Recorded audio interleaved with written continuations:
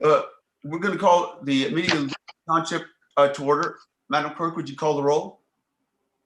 Yep. Would you like to start with the Pledge of Allegiance? Oh, do we do? Oh, that's sorry. Okay. I can help you out, and we did just email it over to you as well. Oh, okay. Thanks. All right. That's what I need to make sure that I don't miss. I pledge allegiance to the flag of the United States of America and to the republic for which it stands, one nation, under God, indivisible, with liberty and justice for all. Thank you. Now, Madam Clerk, please call the roll. Thank you. Yes, no problem.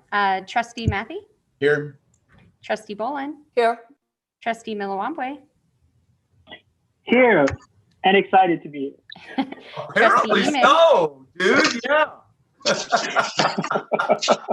They won't let me get a word in edgewise. I'm here. Trustee Painter? Here. Trustee Carrillo? Also here. Trustee Ward? Here. Trustee Crable? Here and excited. Trustee Gray? You too. Here. Trustee Renner? Here. Thank you very much. I appreciate that. I'm glad everyone's here. And several people are so excited that they want to lead the discussion, which is very, very thrilling to me. At this point, do we have any public, Madam Clerk, I'm just imagining what the agenda would look like. Do we public comment? Is that next? Nope, it's not. And I just sent you the agenda if you check your email. Okay. We'll start with the consent agenda. Before the public comment for things. Oh, that's right. We do that at the very end. I'm sorry. Okay. So yes, go ahead. You were describing it, Madam Clerk, and I interrupted you. Yeah, so we have the consent agenda with the approval of minutes of the January 25th, 21 meeting, the action and approval on the board of General Town Fund, General Assistance Fund, and Evergreen Memorial audits of January 21, and approval of the General Town Fund anticipated expenditures. Thanks. Motion to approve as presented. Whoa, Second. Thank you. Whoa, I love it when that comes together. Moved by Trustee Matthey, as I recall, and second by Trustee, who was the second on that? Oh, was it Jeff? Okay, second by Trustee Crable. Any discussion on this? Seeing none, would you please call the roll? Trustee Matthey? Yes. Trustee Bolin? Yes. Trustee Milawambwe? Yes. Trustee Emig? Yes. Trustee Painter? Yes. Trustee Carrillo? Yes. Trustee Ward? Aye. Trustee Crable? Yes. Trustee Bray? Yes. Trustee Renner? Yes, thank you very much. And next then, sorry, Madam Clerk, go ahead. Yeah, I'll just help you. Next up, we have the proposed agenda for the annual town meeting on April 13th, 21. Okay. Do we have is there a motion, a second, or discussion, or either? Because it can obviously continue. Looks like you have Trustee Milawambwe with his hand up. Okay, Mboka, am I seeing you? Okay. Did you want to speak or give a motion? Make a motion. Motion. And what, to approve? Yes, motion to approve. I'll Motion, second. like locomotion. Like locomotion, I see Trustee I'll Bolin second. is an enthusiastic second. Any discussion on this? Okay. Madam Clerk, would you call the roll? Thank you.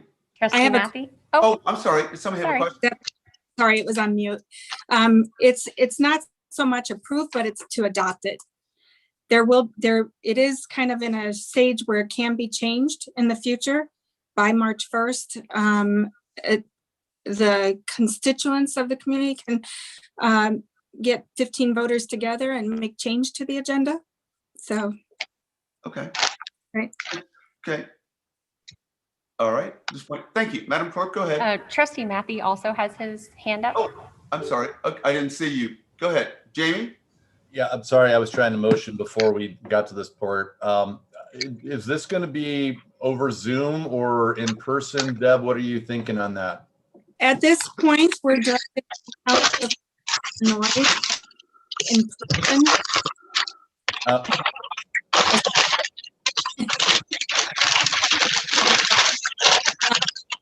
If everybody could mute please Steve? mute, if you're not speaking, if you could please mute. Sorry, we have a lot of background noise. Okay. So Oh, Deb, now you're muted. Sorry. at this point, the direction from township officials of Illinois is that it will be in public. I know that the city does not have their doors open to using the city hall. I did call Bloomington Public Library. They have that open there. So we may be doing it there. So that might be the change of location at the time. So we have not gotten any additional direction to not have it. So we're proceeding as we are going to have it. Do you have the ability to do it in person and stream it on Zoom at the same time? I would say yes, we do. Okay, because it seems But I- like in yeah. this kind of an era, that'd Yeah. be worth a little extra effort. Sure, of course. And we do have that ability. Perfect. Thank you. It may not be as perfect as the cities though. So we do have a webcam and a microphone as part of that. And we can set that up that way. We just have to have it open to the public. Okay. Thank you very much. I appreciate that. You're welcome. Trustee Renner, your mic is on mute.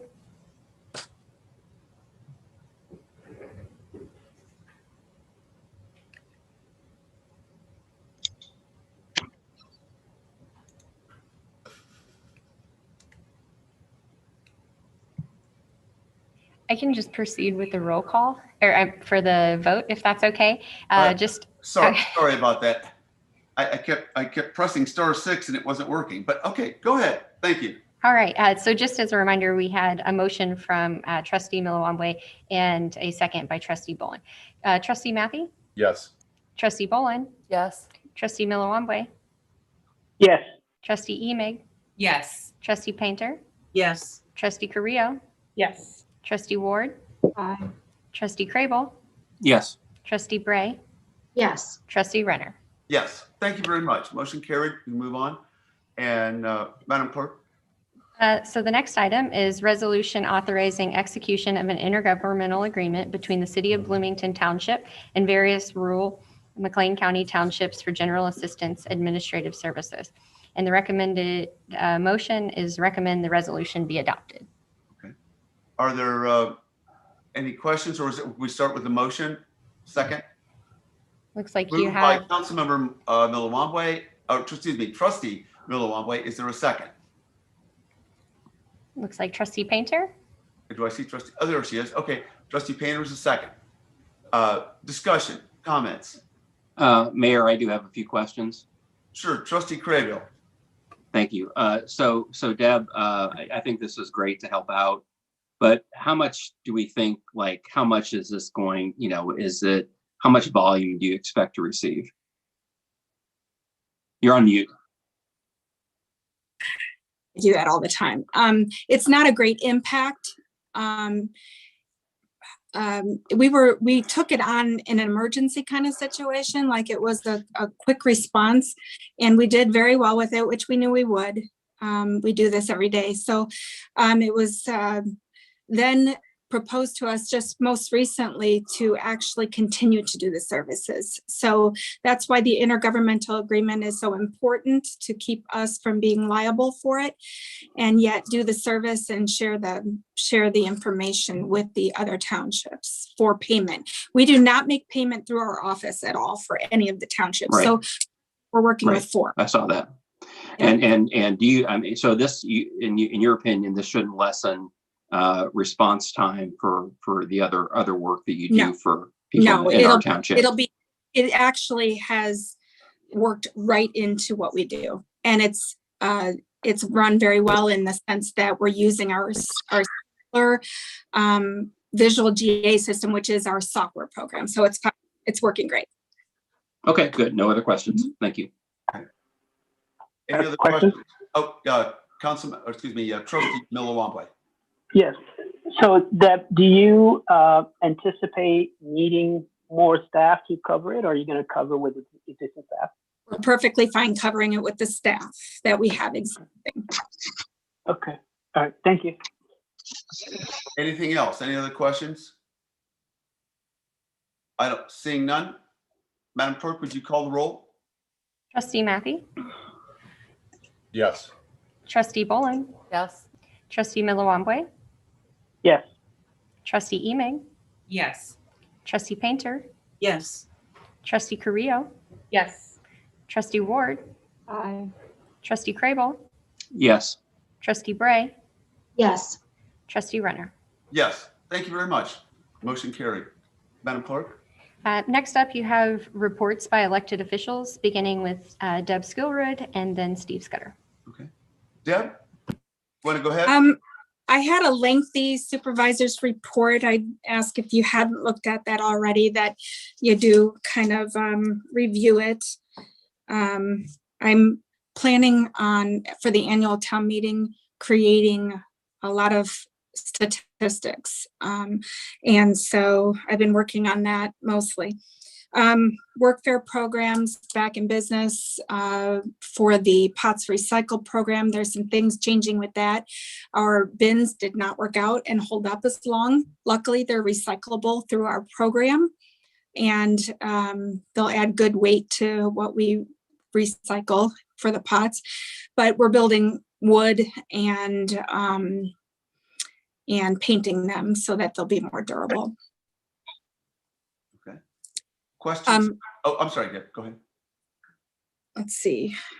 I don't think I have anything else. Oh, I know. With the property condition assessment that we have, we're still reviewing. We had a mold issue happen in our office, and right now we're looking at remediation. We don't know to what extent that problem exists. It was in our storage room with a lot of boxes, so I don't know if it's surface or not. We do have our risk management insurance looking at, or at least we have a claim in just to see, and then we'll work out remediation as we go along. So. Okay. Anything else, Deb? I don't think so. Not for me. Thank you. Questions? Trustee Matthew has a question. Okay. Jamie? Deb, Yeah. I think it was probably 4 or 5 months ago now, we had talked about you were looking at some remodeling to fix the outside of the building, specifically the parking lot and stuff. I was just curious if you had a status update on that. I have the plan in hand from Farnsworth Group, and we're still continuing to review it. And part of this remediation for mold might be part of that roadmap for improvements. So it's just a matter of, they did prioritize some things. I'm just not ready to present it yet. Okay, is that something we'll see in the next few months, or? Absolutely, I will present it to you with top priorities. Okay, thank you. You're welcome. Thank you. Councilmember Craybill and, Trustee Craybill and then Bray. Thank you, Mayor. Deb, quick question for you. On when you talk about you had to refer some emergency assistance cases to the city, and you wrote that landlords would not accept township funds for these cases. Why is that? Or why was that? I think it was too low of an amount. And so, well, that could be separate entities. They may accept a stay of eviction for the small amount we provide, but we have to forward it on to get the rest of it from somewhere else.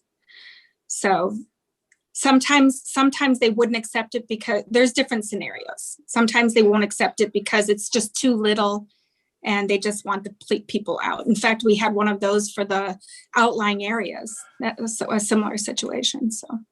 And I mean, anything where they're rejecting it because it's coming from township? No. Okay. Now we have a good working relationship with the landlords, and there's some additional funding that's going to be streaming into the community from federal, state dollars, and townships working to learn about the eviction process as of the next couple of days, and meet in a group meeting for that, working our way to do whatever we can do to help the other agencies. We've offered our services to help them, especially if truly there are as many evictions in our community that they're anticipating. We're going to need all the help we can get because evictions only have a 30-day time period, and we need to get these done and accounted for. So we're here to help. All right. Thanks, Deb. Thanks. And then Deb, if there's anything else that we can do as a city, or the mayor could do, or the city manager, please let me know as we go forward, as And- it unfolds. So thank you. I'm sorry. And thank you, but you do have your program in place with the CDBG dollars, and Jennifer Tony's got that covered really well. We're just off.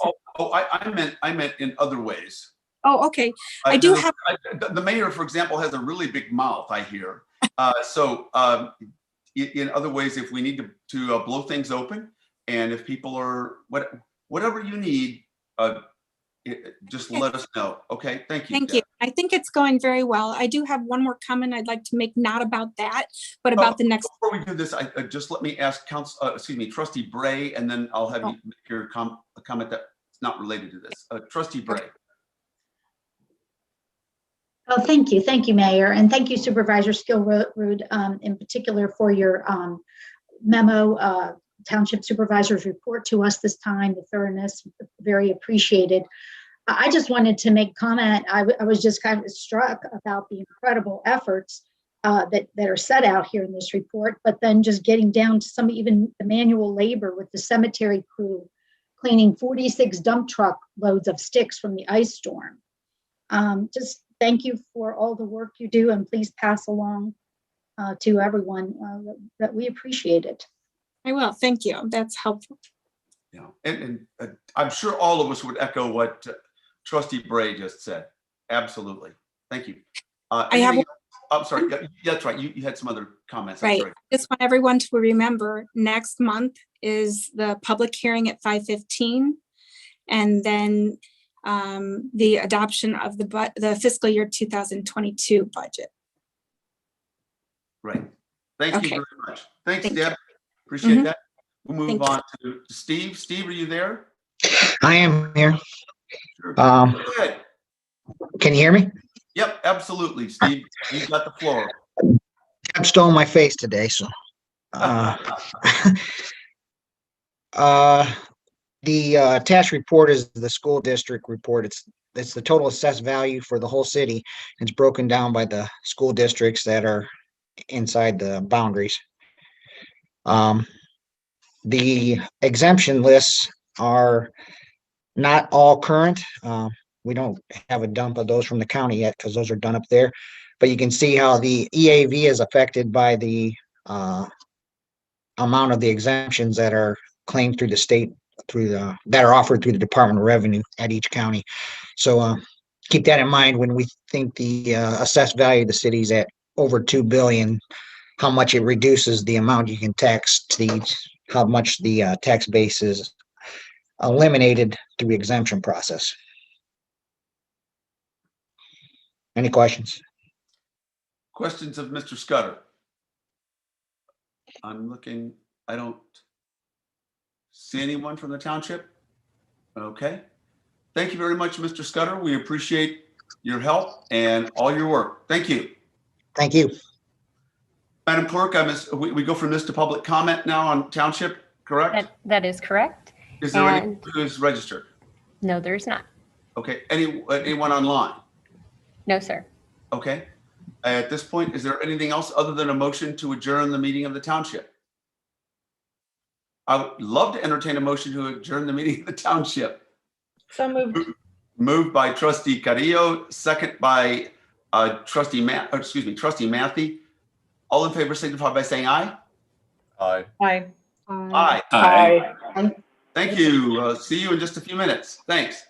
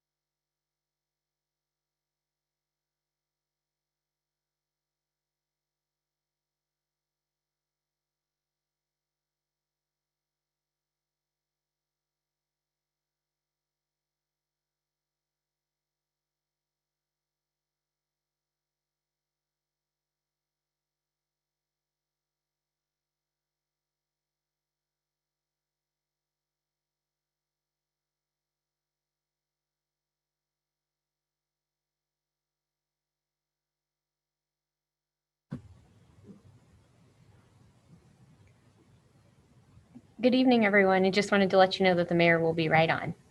Thanks for your patience.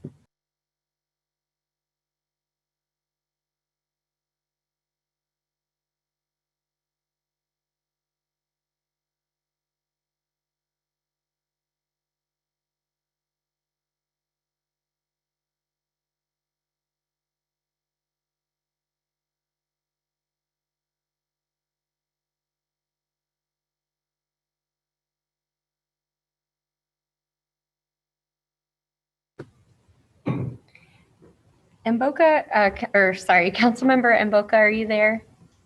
Okay. Mayor, oh, Can you hear me? we got him. Yeah, I don't know why, but anyway, I was difficulty getting on tonight, but not that I'm technologically impaired, but we're going to go ahead and call the meeting to order then. At this point, can everyone hear me? I would maybe start with that. We're good. All right. I wonder if we could begin with the Pledge of Allegiance and then a moment of silence. I pledge allegiance to the flag of the United States of America and to the republic for which it stands, one nation, under God, indivisible, with liberty and justice for all. Thank you. We have a moment of silence. Thank you.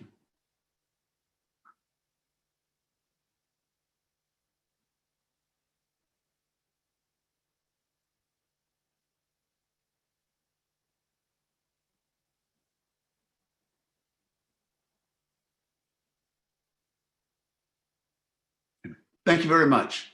Madam Clerk, would you call the roll? Councilmember Matthey, Here.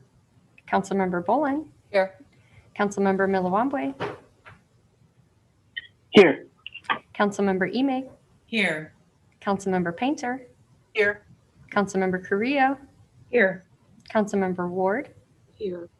Councilmember Crable, Here. Councilmember Bray, Here.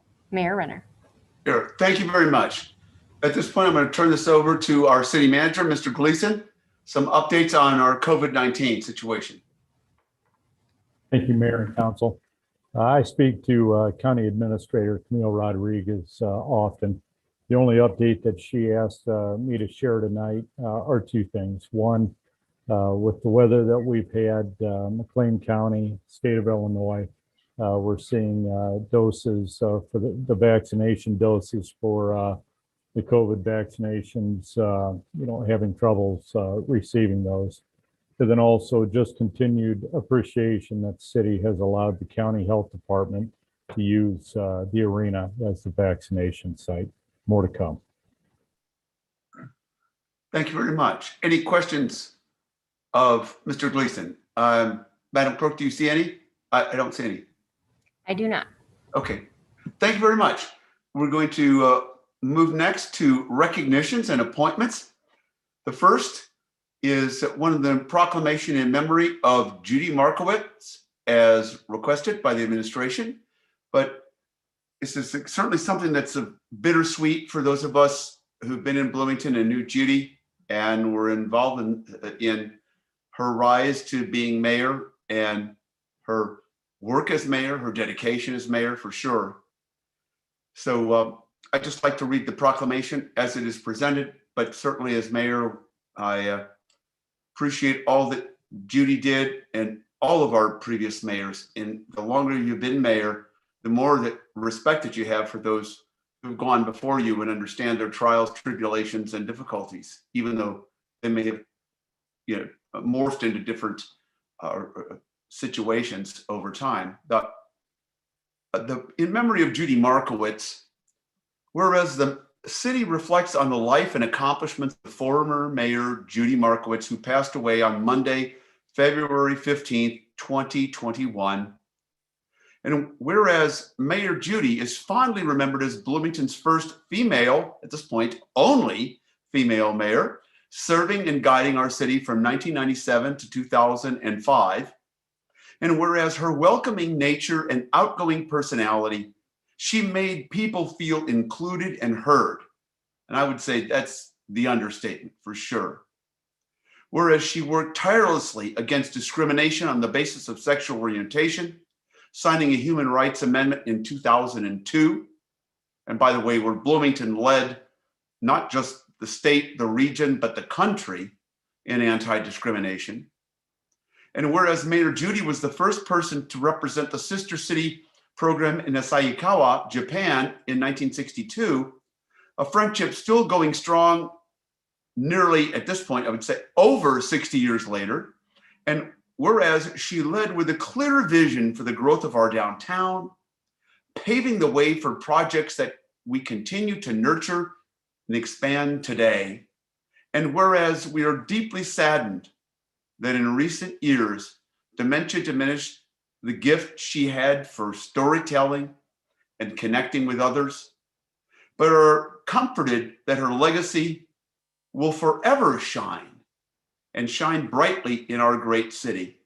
And whereas we extend our deepest condolences to the Markowitz family, and we are thankful for her contributions to the city of Bloomington, now therefore I, Terry Renner, Mayor of the city of Bloomington, do hereby urge you to recognize Judy Markowitz for her service to our community and to celebrate her life, which will be remembered fondly by all that knew her. And thank you. And thank you, Madam Clerk. The next proclamation is Victims and Survivors Memorial Day, as requested by the Administration Department. And the, excuse me, I need to pull this up, the correct one. Whoops. Whereas the first Monday in March has been designated as COVID-19 Victims and Survivors Memorial Day, and whereas COVID-19 is an illness caused by a virus that can transmit from person to person and is spread across the world, creating a global pandemic that is having catastrophic effects on human life, our community, and our economy. And whereas local and state governments, health departments, and public servants have taken bold actions to protect residents and support struggling local economies and find innovative ways to provide services. And whereas in response to the rapid spread of COVID-19 and stay-at-home orders, essential workers have stepped up and to provide critical services to protect our communities and save lives, sacrificing their own health and safety at times. And whereas COVID-19 has had a disproportionate impact on low-income communities and communities of color, exacerbating inequities that have already been prevalent in our systems and that we must address as a nation. And whereas public health guidance policies targeted at prevention, such as social distancing, wearing masks in public, and staying at home, help mitigate the spread of COVID-19, prevent illness, and lessen the burden on individuals and society, whereas the symptoms and severity of COVID-19 can vary dramatically by individual, and the long-term health implications for survivors is largely unknown, as many survivors suffer with lingering side effects of the disease long after they're no longer testing positive. And whereas each life lost to COVID-19 mattered and leaves a hole in the hearts of loved ones, family members, and the surrounding community. And therefore, I, Terry Renner, Mayor of the City of Bloomington, Illinois, do proclaim Monday, March 1st, 2021 as COVID-19 Victims and Survivors Memorial Day, in remembrance of those whose lives were lost and in honor of those who are forever marked by COVID-19 and continue to suffer from the impact of the virus. Thank you. And we move on to the next recognition proclamation. And this is Supermarket Employment Day, whereas there are nearly 6 million supermarket employees in the United States. And whereas in the Bloomington area, there are 1,840 food retail jobs that generate approximately $284.1 million in economic activity.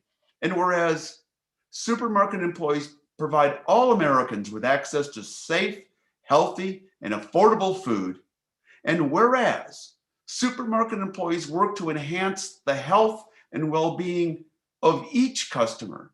And whereas supermarket employees face unprecedented challenges keeping grocery shelves stocked during the COVID-19 pandemic, and whereas supermarket employees have and continue to meet and exceed these challenges while displaying courage, compassion, dedication, and leadership, as well as exemplifying customer service and community outreach. And whereas the need for supermarket employees is greater than ever because of our current and growing consumer demands, as well as their reputation for excellence. Now, therefore, I, Terry Renner, Mayor of the City of Bloomington, Illinois, do hereby proclaim February 22nd, 2021 as Supermarket Employee Day and ask all citizens to join us in honoring our supermarket heroes. Thank you very much. We also have...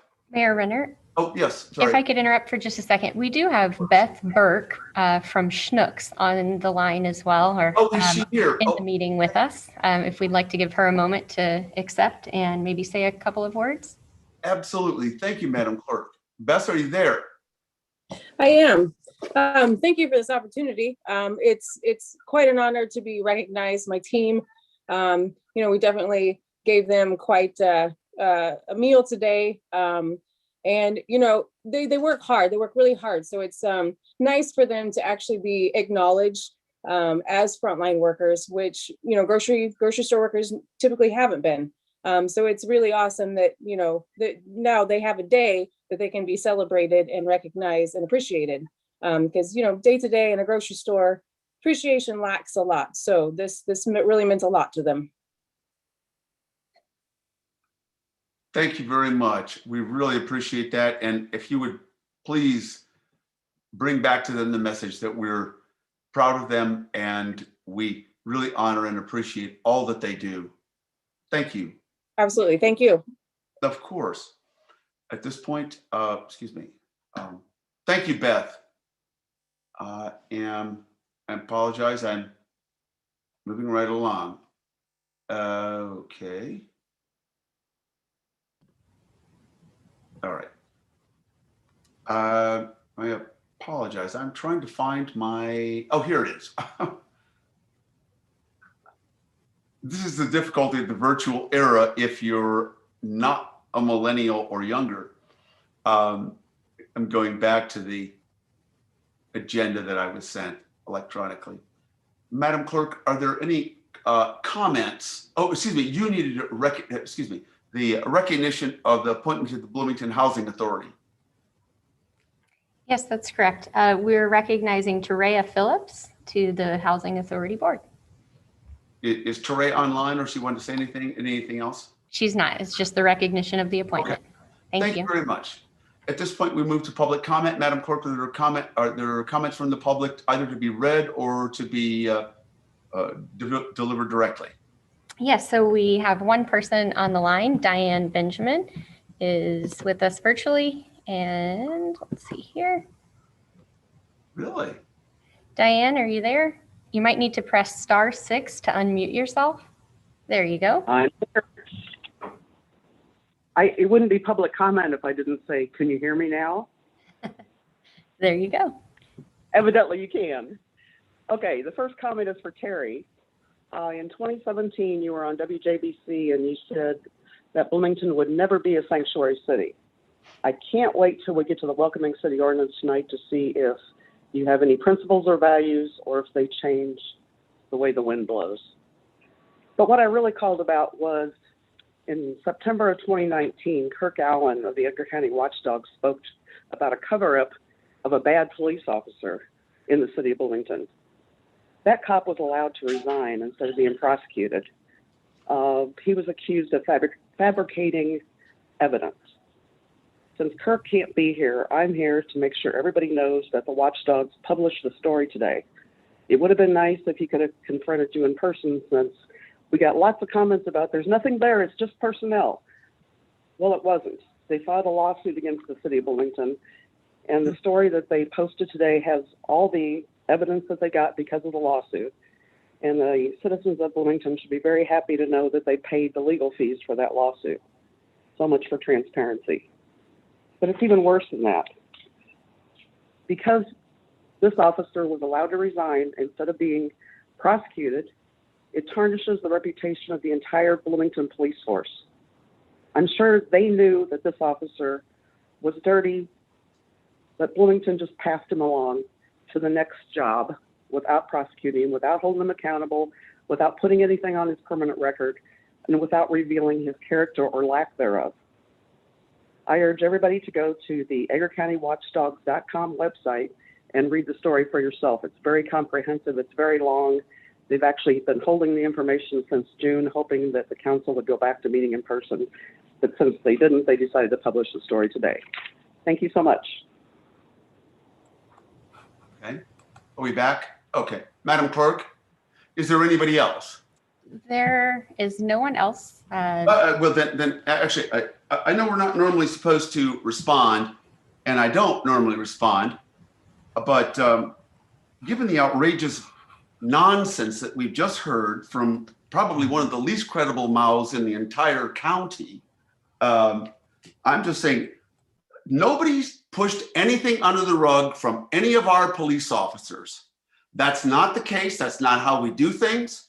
This is how somebody who's vowed she never even wanted to live in Bloomington, hates Bloomington, creates garbage. So no, we're not putting up with stuff like this. Diane, you and the Edgar County Watchdog, I mean, are probably the two least credible media, they're not media outlets, you're just people talking out of a bodily orifice. It's not your mouth. And no, who in the world would listen to your garbage?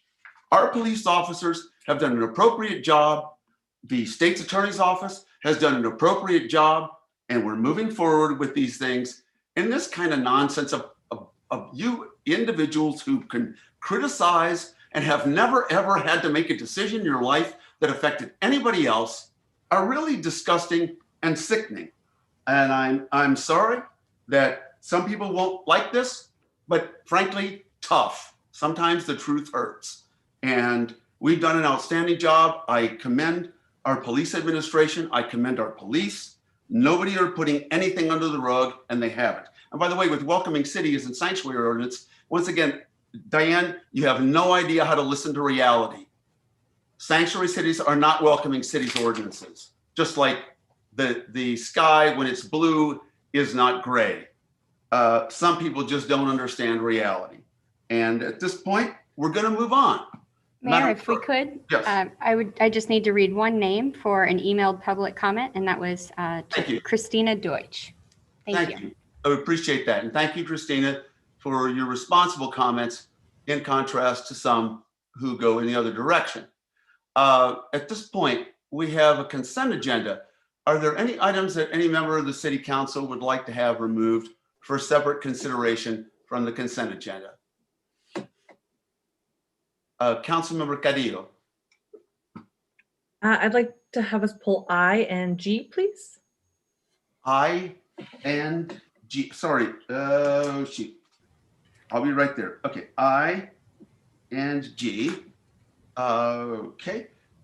Any other items that We do have Councilmember Crable with his hand up. Councilmember Crable, I don't see you, Jeff. I just dropped it because Alderman Carrillo just took it off the consent agenda, so I don't need to. Oh, nothing additional to No. I or G? Not for me, no. Okay. Anyone else? Is there a motion to approve the consent agenda as presented with the exceptions of items I and G? Moved by Councilmember Bray, second by Councilmember Cadillo. Any further discussion? Madam Clerk, would you please call the roll? Councilmember Matthey. Yes. Councilmember Bolin. Yes. Councilmember Milawamwe. Yes. Councilmember Emig. Yes. Councilmember Painter. Yes. Councilmember Carrillo. Jen? Yes. Councilmember Ward. Aye. Councilmember Crable. Yes. Councilmember Bray. Yes. Okay. Thank you very much. We're going to go ahead and go in the order in which they were pulled by Councilmember Carrillo. Item I, Jen. Councilmember Carrillo. Hi, yeah, sorry about that. So for item 8I, I just want the opportunity to vote no on that. Oh, okay. Any other comments on that? Well, Councilmember Carrillo, anyone else? All right. Is there a motion to either approve or not approve? Councilmember Matthey. Motion to approve as presented. Okay, is there a second? A second by Councilmember Bray. Madam Clerk, could you please call the roll? Councilmember Matthey, Yes. Councilmember Bolin, Yes. Councilmember Milawambwe, Yes. Councilmember Emig, Yes. Councilmember Painter, Yes. Councilmember Correa, No. Councilmember Ward, Aye.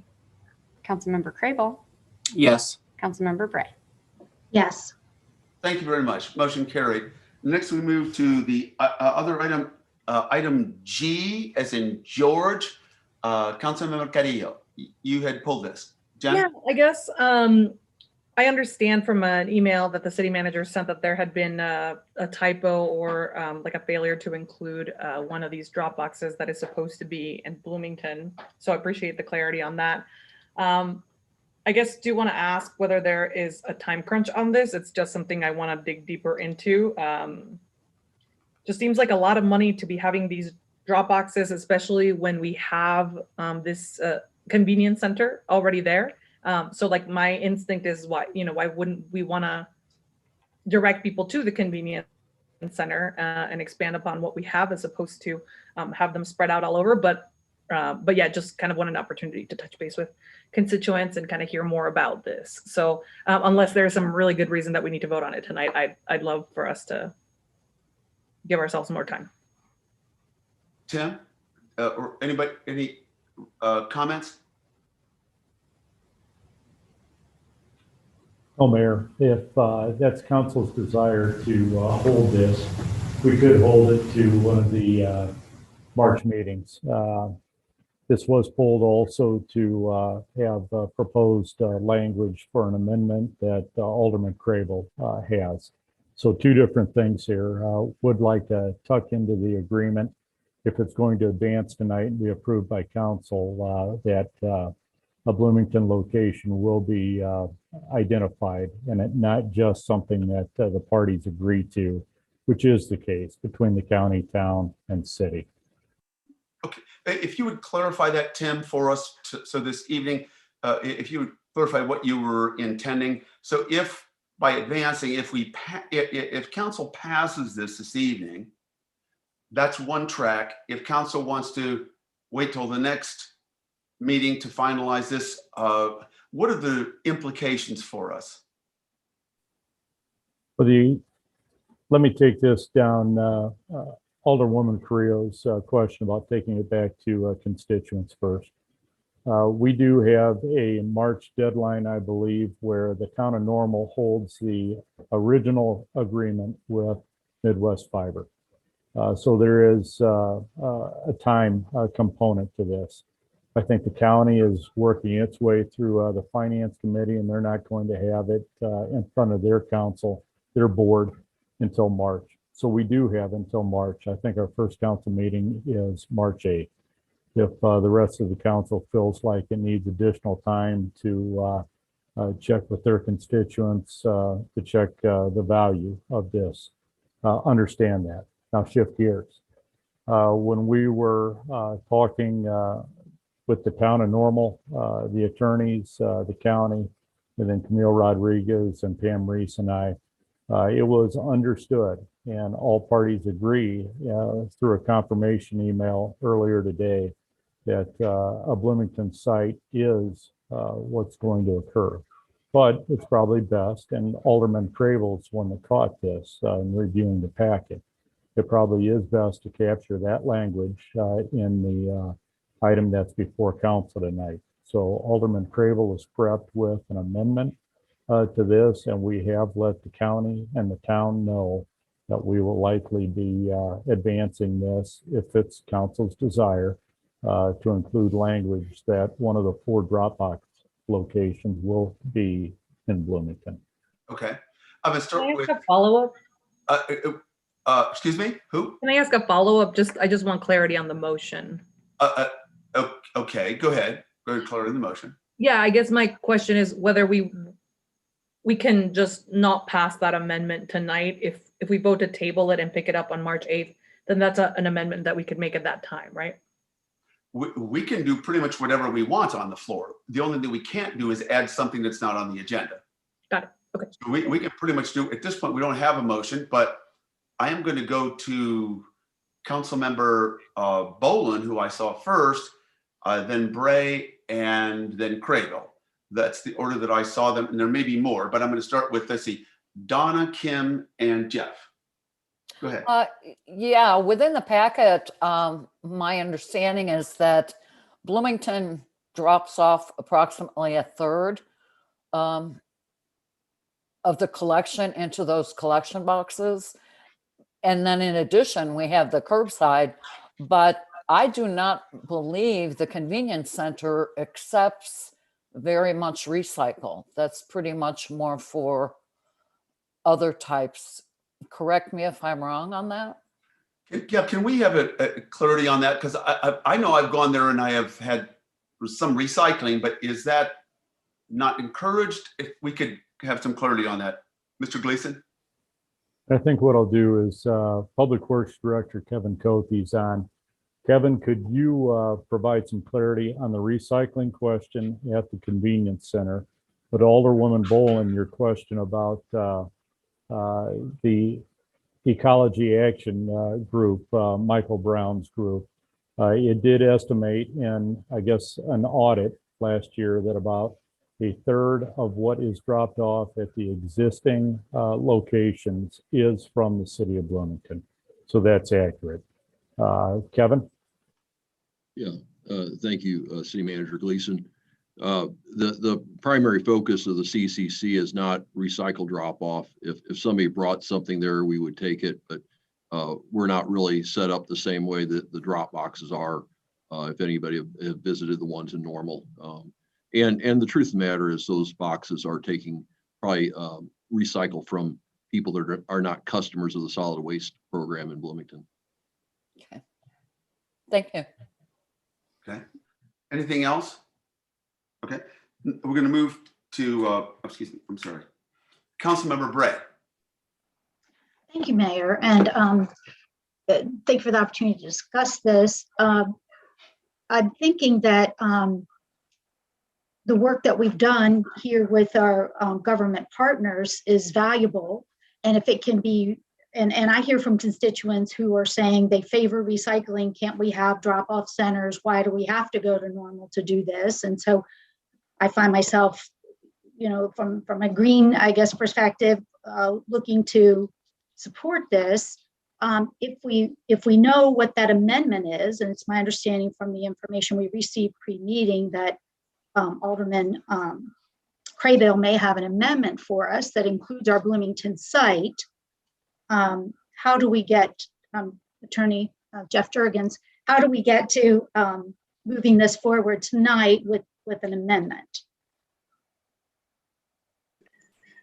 Yeah, so that is what Councilmember Crable has, a motion prepared to approve it as amended that includes language that the city of Bloomington will have one of the Dropbox locations within the city.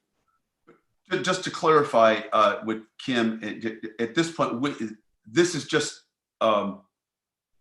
prior to the meeting conversation or hearsay. We don't, there's nothing that we've talked about yet. It's nothing on our agenda. Is that correct, Mr. Jurgens? Yes, the agreement provides, so the underlying agreement is between Normal and the provider. And so that's why all the locations, they've already entered into that contract. That's why all the current locations are in Normal. The draft intergovernmental agreement provides that those locations can be changed by agreement of the parties. And Councilmember Crable's motion takes that one step further and specifies that at least one location will be within the city. Okay. At this point, Thank you. Anything else, Councilmember Bray?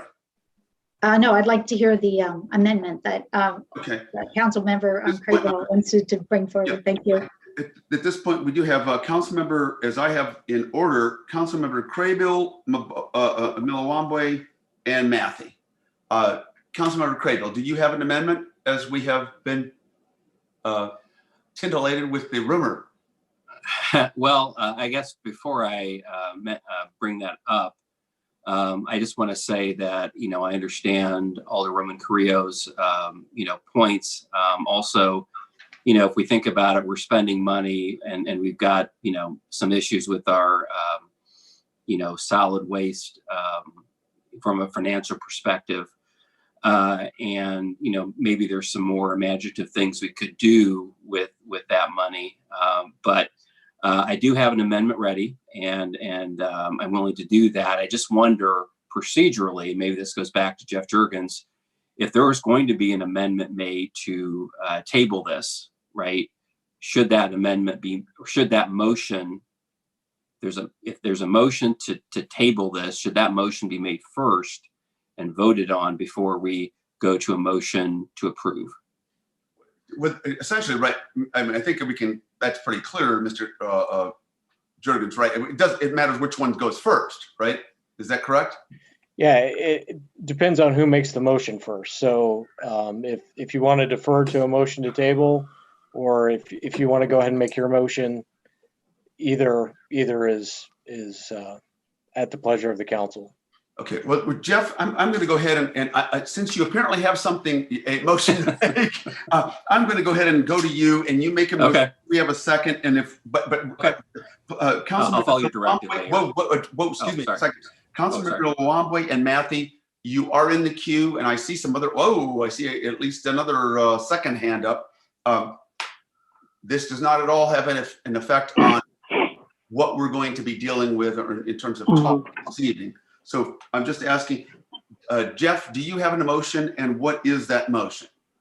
Yes, Mayor. I would move that the intergovernmental agreement with the town and county be approved with section 1.3 amended to reflect that at least one drop box shall also be located in the city at a location approved by the city manager.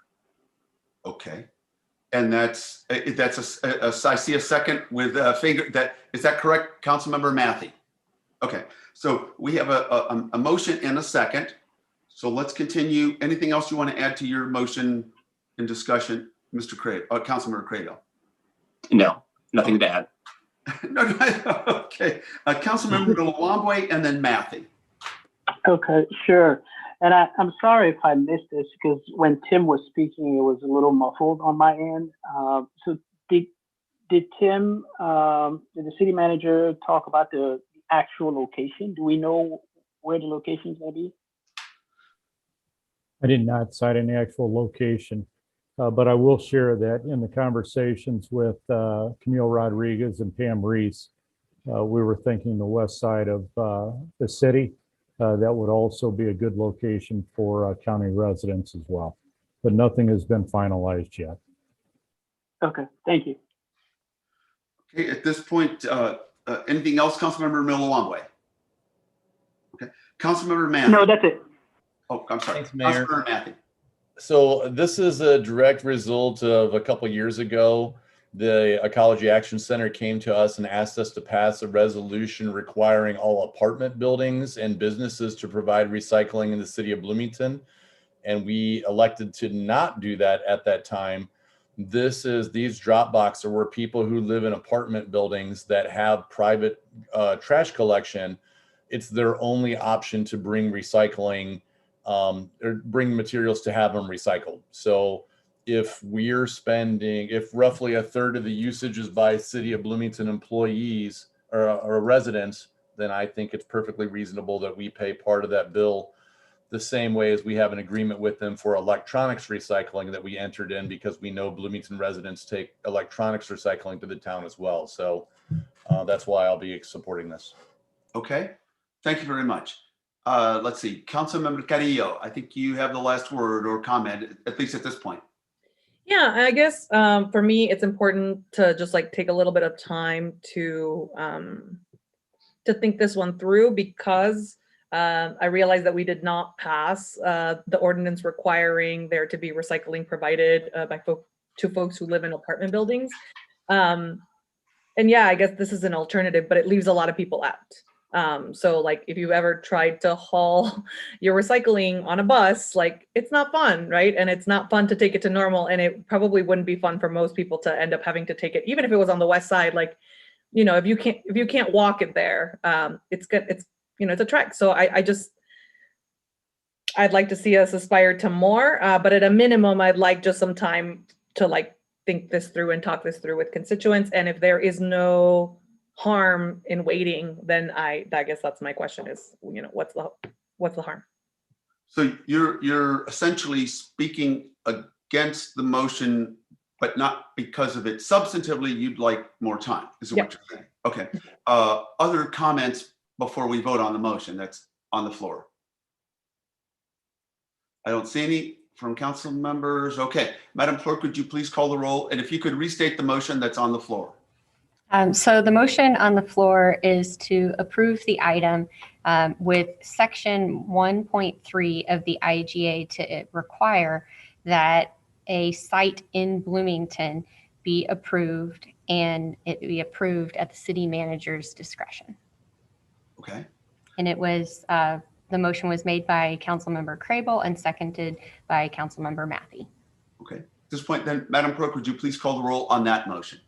Councilmember Matthey? Yes. Councilmember Bolin? Yes. Councilmember Milawambwe? Yes. Councilmember Emig? Yes. Councilmember Painter? Yes. Councilmember Carrillo? No. Councilmember Ward? Yeah. Councilmember Crable? Yes. Councilmember Bray? Yes. Motion carries. Only one nay to announce, Madam Clerk. Councilmember Carrillo? Okay. Thank you very much. At this point, excuse me, we are going to move beyond the consent agenda to the regular agenda. We have a consideration and action on a resolution approving the FY 2022 John M. Scott Healthcare Awards and Programmatic Agreements in the amount of $759,000. And at this point, we're going to turn it over to Mr. Gleason and then Holly from our wonderful staff. And then we have a brief council discussion on this before we go forward. Mayor, before you get started, I just want to let everybody know I need to recuse on this because I'm a member of the Community Healthcare Clinic Board of Directors. Okay. Oh, thank you very much, Councilmember Matthey. So let the record stand that Councilmember Matthey is doing what's necessary to make sure that there are no questions about any conflict of interest, et cetera, because he's also on the board. Okay. Thank you very much. Mr. Gleason, can you hear us? Yes, sir. Thank you, Mayor and Council. I'm going to do a quick handoff to the chairperson, Jennifer Toney, and let her provide the opening comments. Jennifer. Thank you, Mr. Gleason. Before we get into the presentation, I would like to take a moment to recognize our staff who provided administrative support to the commission during this fiscal year 22 application cycle. Zach Fabus is our ISU fellow, and William Bessler is our new grant specialist. And they worked very closely with the grants committee to keep the process on track during a very short turnaround period that we had this year. So thank you, gentlemen, for all of your hard work.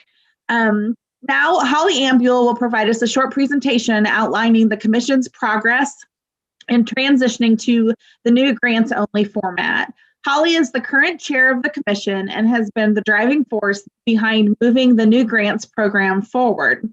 I'd like to recognize Holly for the countless hours she's dedicated to ensure that the future commissioners have a strong foundation on which to implement the new grant program. So now I'll turn things over to Holly. Thank Holly. you, Jennifer. Cool. Thank you. Thank you, Mayor. Jennifer, I believe, is going to queue up some slides, so I'll get started while she's doing that. Is that still right, Jennifer? And actually, I think, can I ask, can you share them and I will advance them as, I'm sorry, that's what I thought was going to happen. Perfect. Thank you. Okay, so I am the volunteer chair of the commission. I think perhaps the mayor or somebody referred to me as staff. So I just want to clarify that I'm not employed by the city. It's a volunteer role. So, and I want to echo Jennifer's thanks to Zach and William. They both kind of had to dive into this with very little context and have worked really hard, and they've been very patient, especially with me.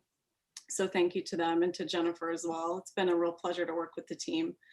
I've served on the commission since 2015 in various roles. I've been the chair since mid-2019. And the purpose of my presentation today isn't just to review the grant recommendations that are in your meeting packet, although I do hope you'll approve them shortly.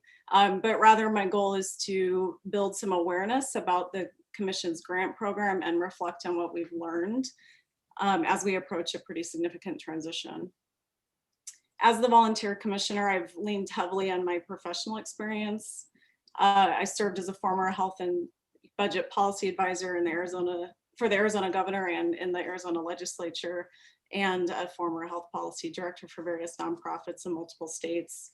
And I also worked here at the United Way.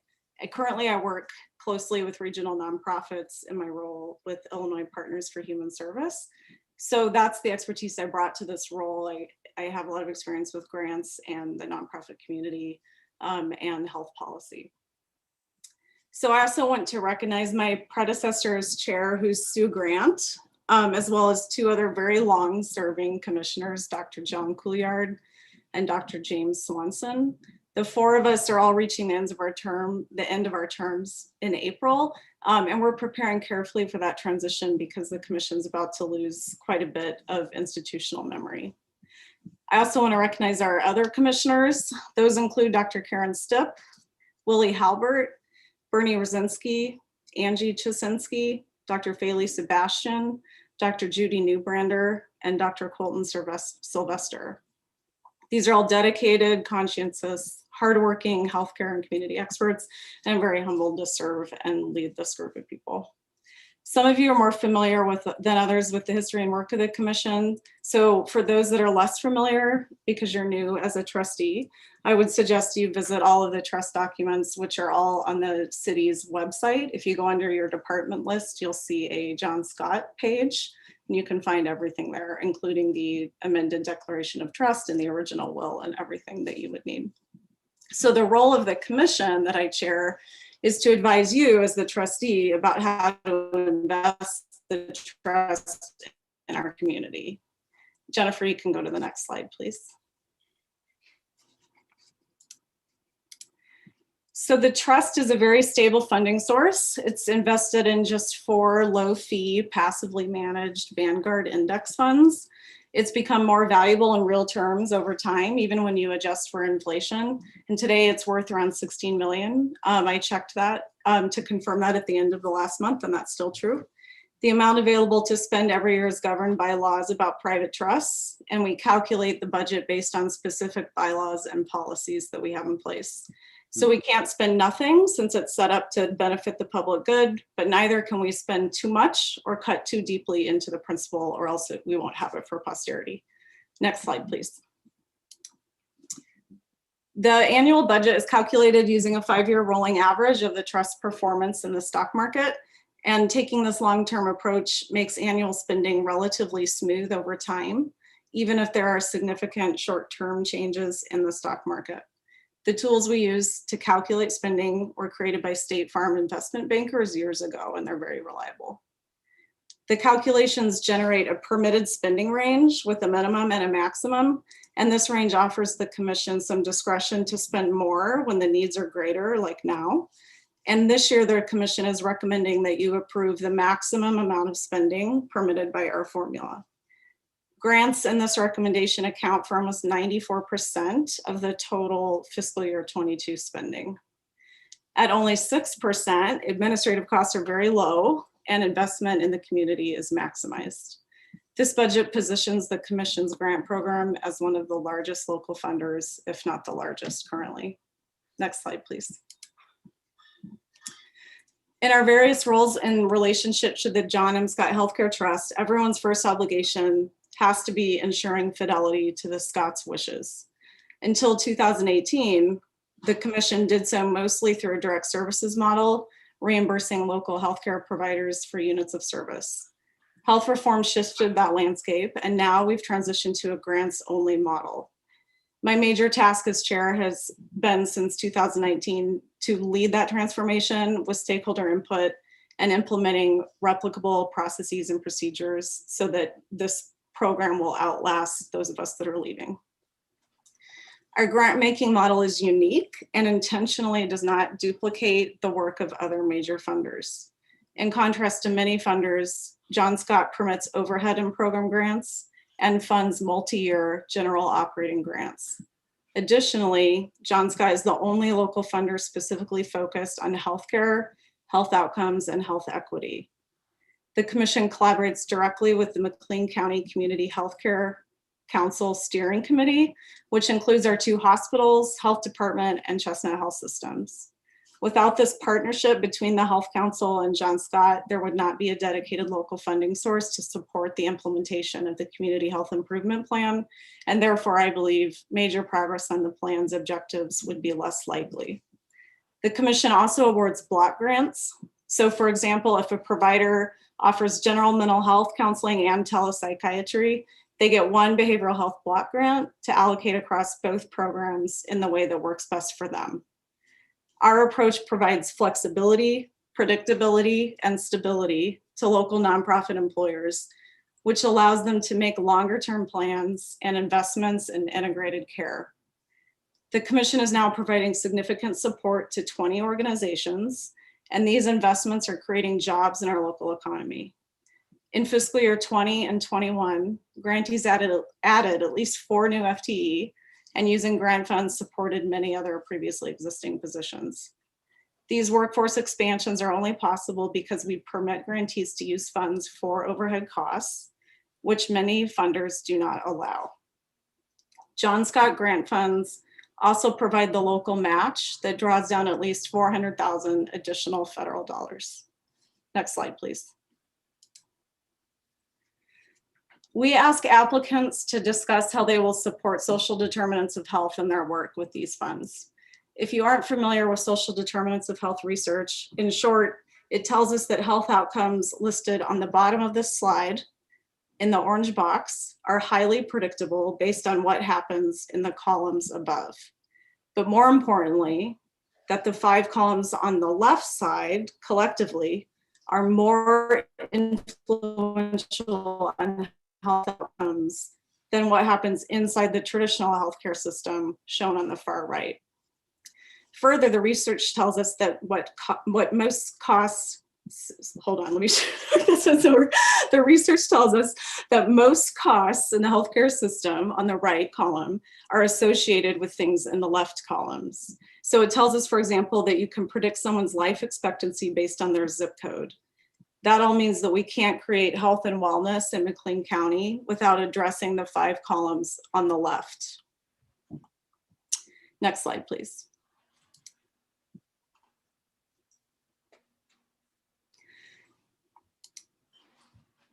We know that not everybody in our community has equitable access to the things that were shown in that chart that are known to be social determinants of health. And we hope to change that to whatever extent we can through this grant program. The CHNA and CHIP document local health disparities in great detail, many of which have roots in the items highlighted on the previous slide. However, the CHNA and CHIP themselves could be more inclusive. For example, our applicants pointed out gaps in information related to LGBTQ healthcare and other niche areas like eating disorders. We plan to help connect those applicants to the McLean County Community Health Council so they are represented in future planning and assessment cycles. The health disparities in our community are profound and we need to do better. When folks from a certain race or ethnicity are 400 or 500 times more likely to experience a bad health outcome than the general population, We cannot talk about that problem without talking about systemic racism. However, when we ask grant applicants to discuss the root cause of the problems they're trying to solve, not a single applicant this year used the term systemic racism. So that's something we need to work on together in the future. We have to be willing to talk about systemic racism in healthcare and in all of the things that comprise social determinants of health. To do that, we have to have better representation from folks with lived experience in our grant-making process and in the leadership of organizations that are trying to tackle these systemic problems. We've made some progress in this regard, but there is still much room for improvement.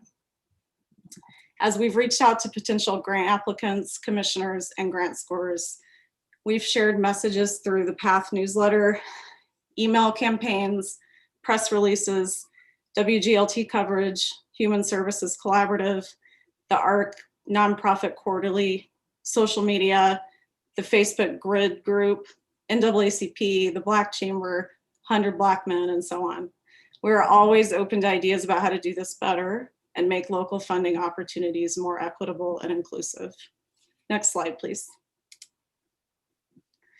Improving equity and inclusion requires transparency and accountability. There's more information about our process in your council memo, so I don't want to go over that in detail. We've tried to create a process that's fair, open, and flexible as possible while still having high expectations for grantees and being good stewards of the trust. When we look at the big picture to assemble the grant portfolio recommended to you today, the score on the application is only one factor in that decision process. It is a factor, but it's not the only factor. Rather than automatically funding only the top scoring grants, we assemble a portfolio that tackles every CHIP goal and as many disparities, ages, neighborhoods, and approaches as possible to ensure that the funding broadly supports health and wellness in our county. For fiscal year 22, we've also recommended one new grantee in each CHIP area. So this slide highlights how they're spread across age groups in that regard. Next slide, please. I want to briefly show you this. There's a lot of data in this chart, but it just provides a snapshot of how we've clarified some processes and started to see trends after 2 years of competitive grant making. So we're sending a detailed letter to all applicants soon that will highlight what is a good and not good fit for the trust to help improve the matching process between applicants and what actually gets funded. And over time, this improved clarity should result in fewer, better applications, which will have the added benefit of reducing administrative burden for staff. Although we received fewer applications this time, more dollars were requested, which didn't surprise us since we know nonprofits continue to struggle with major changes in other local funders, the state budget, and most recently unbudgeted COVID costs and canceled fundraising events. Next slide, please.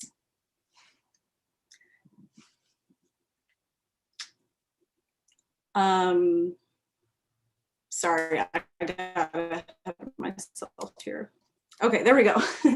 So we were able to respond quickly to COVID in mid-2020 using our budget reserve to distribute $55,000 for emergency employer needs like PPE and basic needs like food and hygiene for their clients.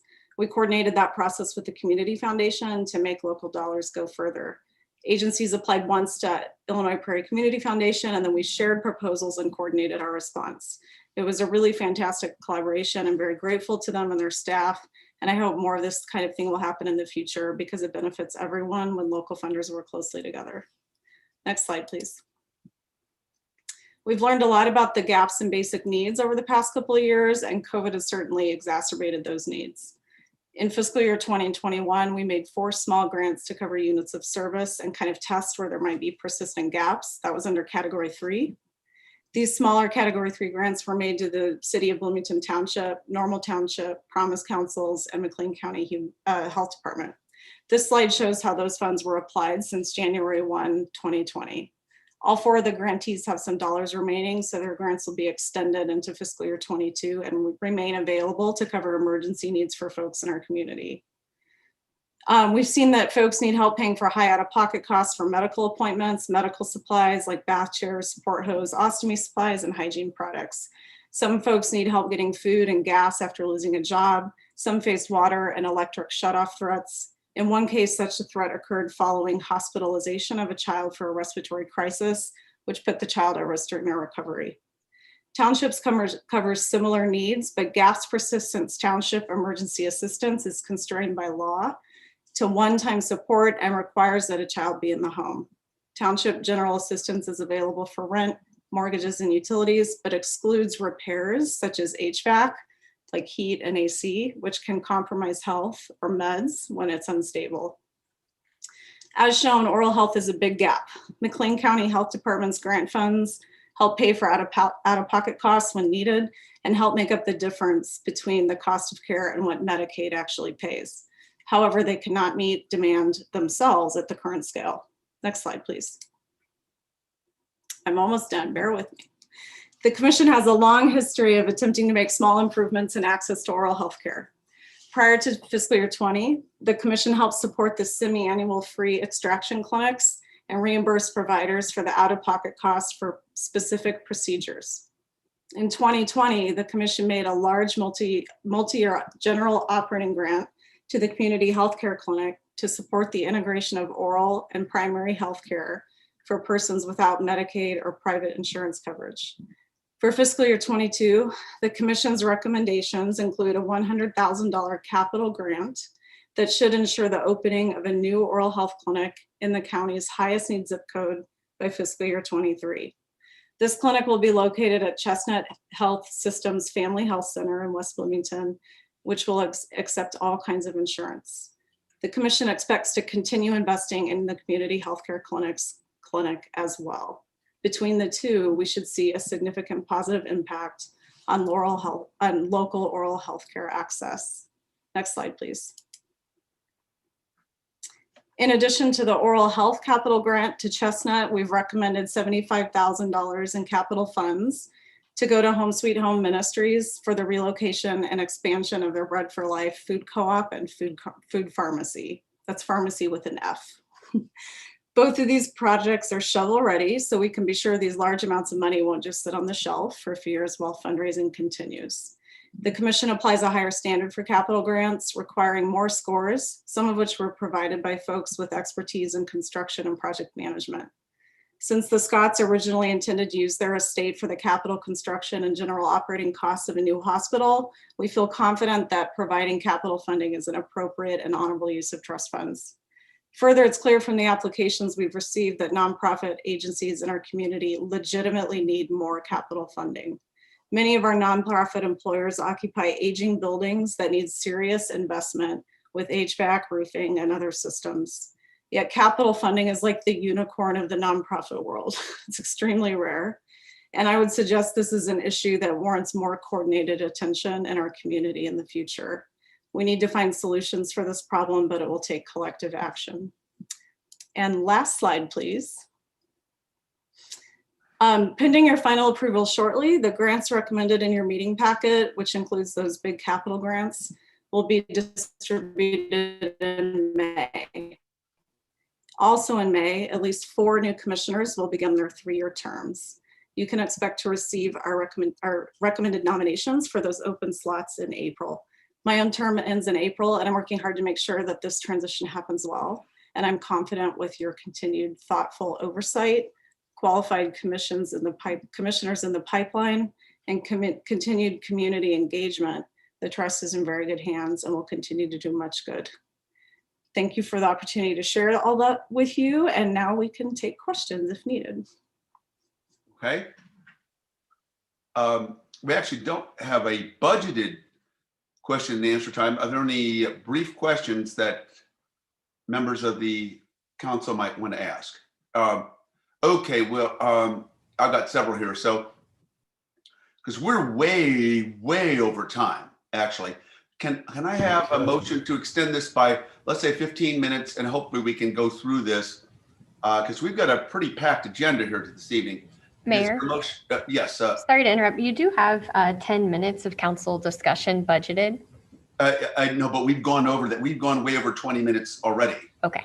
In the presentation. So that's what I mean. We've expended the time that the administration had to present, and we've expended all the time that the council had, and the council hasn't had a chance to talk yet.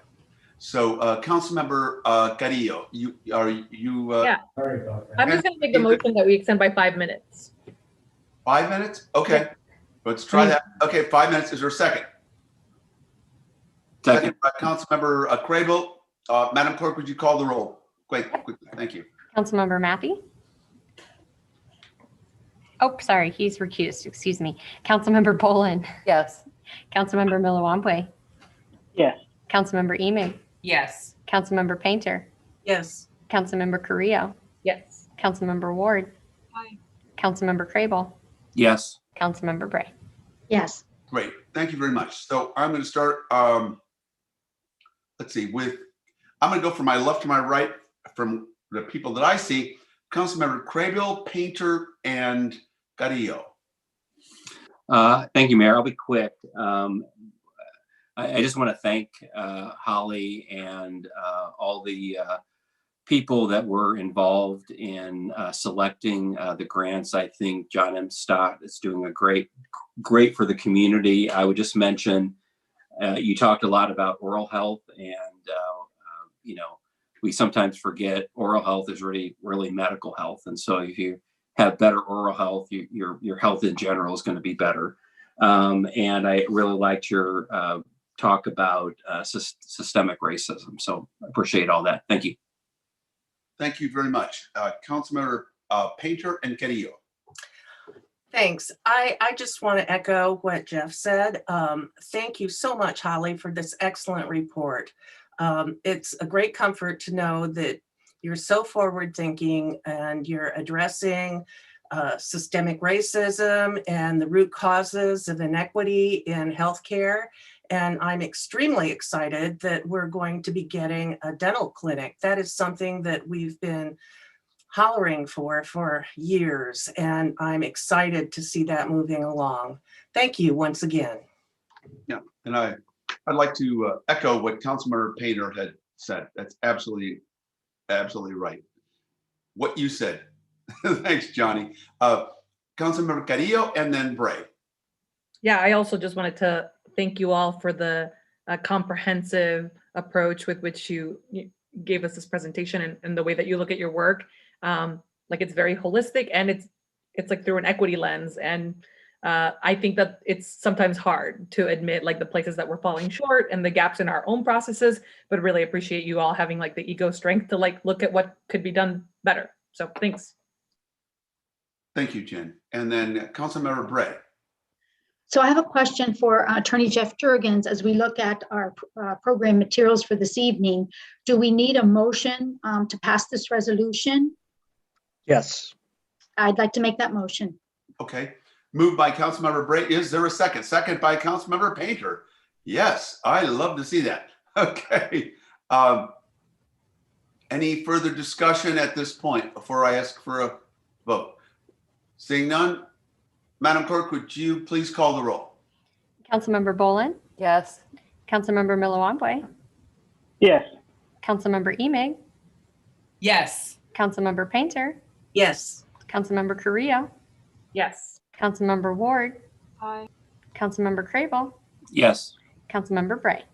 Yes. Great. Thank you all so much. And thank you for staff and administration. And I see Julie Emig clapping. Yes, thank you. Absolutely. Yeah, thank you. And I'm sorry I went over. You should have seen the original version. I really am sorry. Thank you for being patient. We love your passion. Thank you, Holly. Great job. Thank you. Thank you. Bye. Thanks, Holly. Thank you. Next, we go to the consideration and action on an ordinance providing for the issuance of new bonds. I won't read all the details, general obligation bonds. And so I'm going to turn this over to Mr. Gleason, who will turn this over then ultimately to others. I'm sorry, Madam Clerk. Sorry to interrupt. I actually just needed to point out a couple of things. Council was provided earlier today an updated or amended ordinance, and I just wanted to highlight the two main things in that update. And then when we do the motion, we'll just ask that it be the ordinance that's amended be approved. The two items I wanted to point out to the public is the main amendment is due to having to abate the levy amount of debt service of the combined refinanced issues. and the other is so that US Bank could pay the closing cost. And those might be highlighted in other detail later, but wanted to point those out and then ask for an amended motion when we get to that point. And the last thing I would point out is item 9C will follow this, and then we're actually going to bump up the finance director's report so that it can follow 9C, so that we keep all the finance stuff together for the public today. Thanks. That's great. Thank you. I appreciate that. Appreciate the clarification. And we may come back to you as we're asking for that amended change. At this point, though, I'm going to go ahead and turn this over to Mr. Gleason, who I gather is eventually going to turn this over to Mr. Rathman. Tim, come on down. Thank you, Mayor and Council. We've done this before, but it's something that a lot of communities will find that they're not watching the market in terms of their existing bonds. And it's something that I think we do here at the City of Bloomington very well. And this is a relatively small bond refinance, but you're going to be shocked at the amount of money that we're going to save with the diligence out of Scott Rathbun and his team. Scott? Thank you, City Manager Gleason. This is good news. We're going to take the opportunity tonight just to provide some more transparency and a little bit more education on our entire debt portfolio instead of just focusing on this refunding. So first, a refunding is just a refinance. It's not unlike, refinancing your home mortgage to take advantage of lower interest rates. It's a prudent thing to do. It saves you money in the long run. Most of our debt is in the form of bonds, and bonds have call provisions. And so those call provisions really limit the time when you can do refinancing. To get favorable interest rates on bonds, you need to include that call provision. So this guarantees investors a certain return for a certain amount of time. So it's all built into the pricing. So we have, a couple of issues, a bond that's callable, and then we had a set of notes. So these did not have a call feature. These were just borrowings that we did related to the frontier lots, but we're bundling those into a refunding going forward. So Phil, can you bring up the presentation, please? And let's go ahead and advance to the next slide, please. So just real briefly, I wanted to cover some terms that I'll use in this presentation that are in the memo. I won't read all these verbatim, but there's a lot of emphasis on general obligation debt for municipalities. Really, this is just debt that's backed by the full faith and credit, the taxing power of the municipality. And normally that takes the form of a bond. And what's a bond? I don't have it on here, but a bond, it's really just a loan the municipality is taking out, but it's done in a way that it puts it into the form of investment. So it's a way of putting out a borrowing to many parties or a single party. So, just wanted to give a little background on a bond. Loans, notes, leases, these are just generally collateralized by specific assets. And then how do we take these bonds out for sale? There's basically three primary ways to do that. A competitive public sale, these are for larger issues. There's a large pool of underwriters is contacted, there's bids, go out and pay for a new bond rating. There's high issuance costs, but generally you might be able to garner a little bit better interest on that, but it's normally a higher investor cost because there's a spread built into the underwriters. And then there's another competitive form of direct placement, and that takes the form of what we're utilizing for this refunding. This is usually for smaller offerings. You send it out to you send out the RFP to a select group of banks, and it's still competitive. You're still getting a good bid, but you have lower issuance costs. So it's kind of an analysis you need to do going in, but generally smaller issuances, we're doing with a direct placement. And as I've been the finance director, we have yet to do a public sale, but that is always considered when we're doing these bonds. And then there's a negotiated. This is where you you negotiate with a single underwriter, and these are really just used for unique situations, municipalities that are in poor credit positions, where they're really not going to gain a lot of leverage from going out to multiple parties. Next slide, please. So taking a look at the total debt of the city, this was as of year end 2020. by debt by type, excuse me. So we've got our general obligation bonds and notes, the majority of our debt portfolio, a little over 48 million. Equipment leases, 13.5 million. That's a large number, but we go out for a capital lease of $4 to $5 million every year. Those are normally 5-year leases. So this is the accumulation of that activity that we've been discussing quite a bit lately, how to wean ourselves off this type of borrowing. We may look at trying to bond these leases out, given the rate structure so low right now. A next major category, the IEPA loans, Illinois Environmental Protection Agency, all water, sewer related borrowings, very reduced rates. There's a water pipeline, the Locust Colton phase 1. Most of the Locust Colton phases are going to be funded via the IEPA. And then just a miscellaneous category. Most of this is due to the PBC lease, which was related to the government center and the Lincoln garage at $500,000, $587,000. So total outstanding principal of about $77 million. Next slide, please. So how does that $77 million compare to our peers? A lot of assessment is done on a per capita basis. You can look at it from, an average income, that kind of thing, but what we publish, there's information published in the budget book. There's a lot of information published in our audit.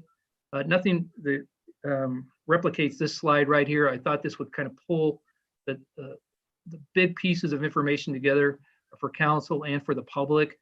You can see, for Bloomington's population of 77,000, this is from the CAFR as well. The total GO debt of 48+ million, that's $625 per capita. And compare that to normal is roughly right around $1,500. And then for total debt, we're at that $77 million that we discussed just a moment ago. And the per capita is $996, and you can see how that compares. I'm not trying to pick on normal, just as comparison purposes, $1,635. Springfield, they have a bit of an anomaly in there with a large bond for electric revenue bond. But you can look down the list here and see where Champaign is. They're more comparable to us. Peoria, higher per capita. Decatur, higher per capita. So, we're in pretty good position when you look at it from the standpoint of a peer comparison. What I feel has been good debt management, over the past few years, and that's what we're trying to continue on with, watching these refunding opportunities. Next slide, please. This is just some detail on our general obligation debt. This is an exhibit from our budget book. This includes interest, so the grand total is not going to tie to the previous slides. But this demonstrates when our debt is going to roll off. So that's why I wanted to bring this exhibit before the community. You can see we don't have a lot of really long-term debt lingering out there. A lot of our debt's going to be rolling off by 2028, 2029. So pretty good debt management, historically for the city. We're in a pretty good position. We've added some information along the bottom there that we're going to include in the budget book this year, that shows some of the original funding use of those funds. Many of these bonds have been refunded several times, so they can go way back. But those are the primary use of the funds when the bonds were initiated. Next slide, please. So where does this kind of good debt management and good reserve position that the city has, and a strong local economy, what does that do for us? Well, we have a strong AA rating. You can see here, this is from Mesro, our financial advisor. They put this together for us. The first bullet, issuers with strong credit ratings enter the market from a position of strength. In the second bullet, last sentence, AA range usually results in increased investor demand for an issuer's bonds. So that translates into, better rates when you go out for these bonding opportunities. So, the good financial management historically for the city is resulting in positive, a good interest by investors, which translates to good interest rates on our bonds. Next slide, please. So this is just an exhibit showing the issues that we're refunding. So I want to just draw attention to the interest rates that were on these existing issues. You can see it was 4% for that 2009 issue. You know, I'm just averaging here 4.1 to 4.25. And then for the notes, and this is another thing that, you know, the way bonds and geo debt is usually structured is each maturity has kind of a separate interest rate. That's the way it's bid by the investors, and that's why you can see all these different rates, but we usually just discuss it in terms of an average. So you can see those range of rates there. And then also want to draw your attention to the final maturity on that note being June 1st of 2028. Next slide, please. So with the assistance of Mesro Financial, their financial advisor, created an RFP. It sent it out to 14 local and regional banks. We had 8 proposals returned. Just transparency, the memo says 15 local banks. I discussed it with Mesro. One was double counted, so just want to highlight that. But very positive results from the RFP. You can see that Busey came in well below all the other banks, but all of these rates were very good rates for us. I would have been very pleased, you know, with Commerce Bank at 1%, US Bank at 1.07%. So you can see then the next line down, the net refunding savings cumulative, that's over the life of the term, $559,000 according to Mesro, our financial advisor. Next slide, please. So this is a comparison of the combined debt service on those other 2 issues compared to, it's just another way of showing our savings to the 2021 refunding bonds that are before you tonight. Really the one thing I want to highlight here is if you scroll down the date line to June 1st, 2027, you can see that the final refunding debt service is listed for that year, whereas before it was June 1st, 2028. So not only are we, I mean, this is incorporated in the savings, but we've chopped a year off the maturity, and we're looking at a cumulative savings of nearly $559,000. Next slide, please. So hopefully that was an informative kind of run through of our total debt, how we compare to some of our peers, and some of our processes as far as you know, assessing our debt on an ongoing basis. So having run through that, I'll pause for questions, but I would recommend, you know, the refunding be approved in order to Busey Bank came in below all the other bidders. Great. Thank you very much, Scott. Appreciate that. We'll start with Councilmember Boland and Milawambwe and Matthew. Donna? Yeah, thanks, Scott, for all the work that you do. And I would like to make a motion to approve as presented. Okay, thank you. Motion made by Councilmember Boland, second by Councilmember Emick. Donna, you still have the floor. Go ahead. Oh, that was it? Oh. Mayor, if we could just ask Jeff really quick, does the whole motion, would you like the entire motion read and then as amended like we discussed? Jeff? You're on mute, Jeff. Sorry. Jeff? Sorry, I thought I unmuted myself. I don't think the whole motion needs to be read, but just to clarify, it is the corrected ordinance that has now been provided. So yes. With those amendments, is the motion correct? That's correct what you meant, Councilmember? Yes, Boland? yes. And the seconder? Yes. Okay, thank you very much. At this point then, we'll move to Councilmember Milawambwe and Matthew. Muted there, Mboka. Mboka? Yes. Thank you. Sorry. Yes, thank you so much, Scott, for a great presentation. I think this is very educational for not only for council members, but also for the community. And it's great to see the amazing work that you guys have done. Now, saying that, though, I know we've done a great job, you know, over the past, you know, several years in terms of our financial management and being lower than a lot of our comparable communities.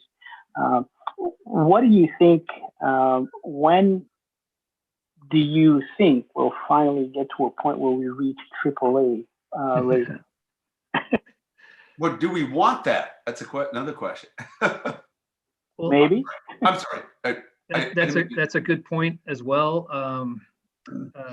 You know, the AAA discussion has come up before. It's kind of a gray area where, you know, if you ask the rating agencies, they can't give you a complete connect the dots formula for that. You know, taking into account the local economy, the reserves, the management structure of the city. You know, to the mayor's comment about do we want that? I mean, we do realize some very competitive bids at the AA. You know, I think the investors look at us, what we're doing here, managing our debt, managing our reserves, et cetera.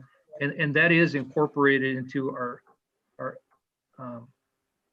rates that we're being offered.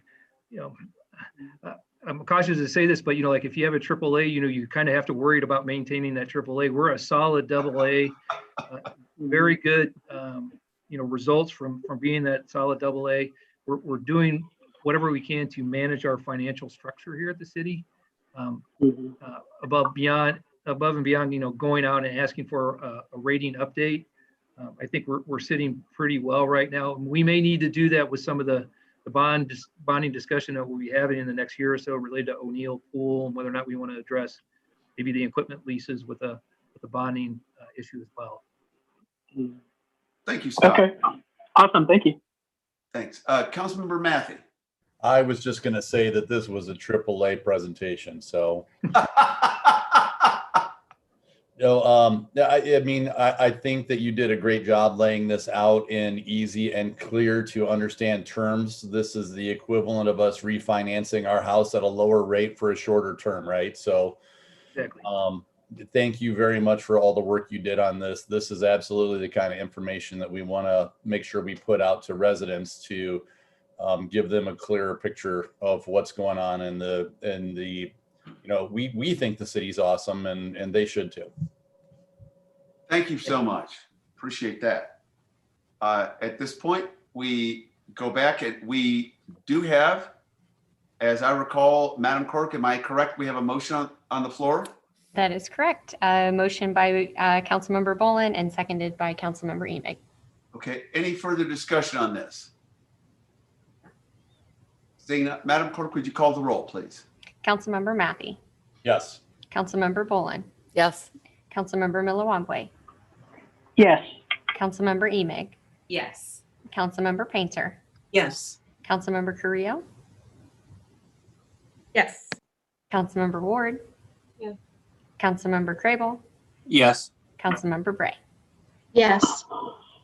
Thank you. Thank you all very much. And just to clarify with the clerk and Tim, our city manager, we in effect then have taken care of our presentations as listed on the agenda for 9B and C. Is that correct?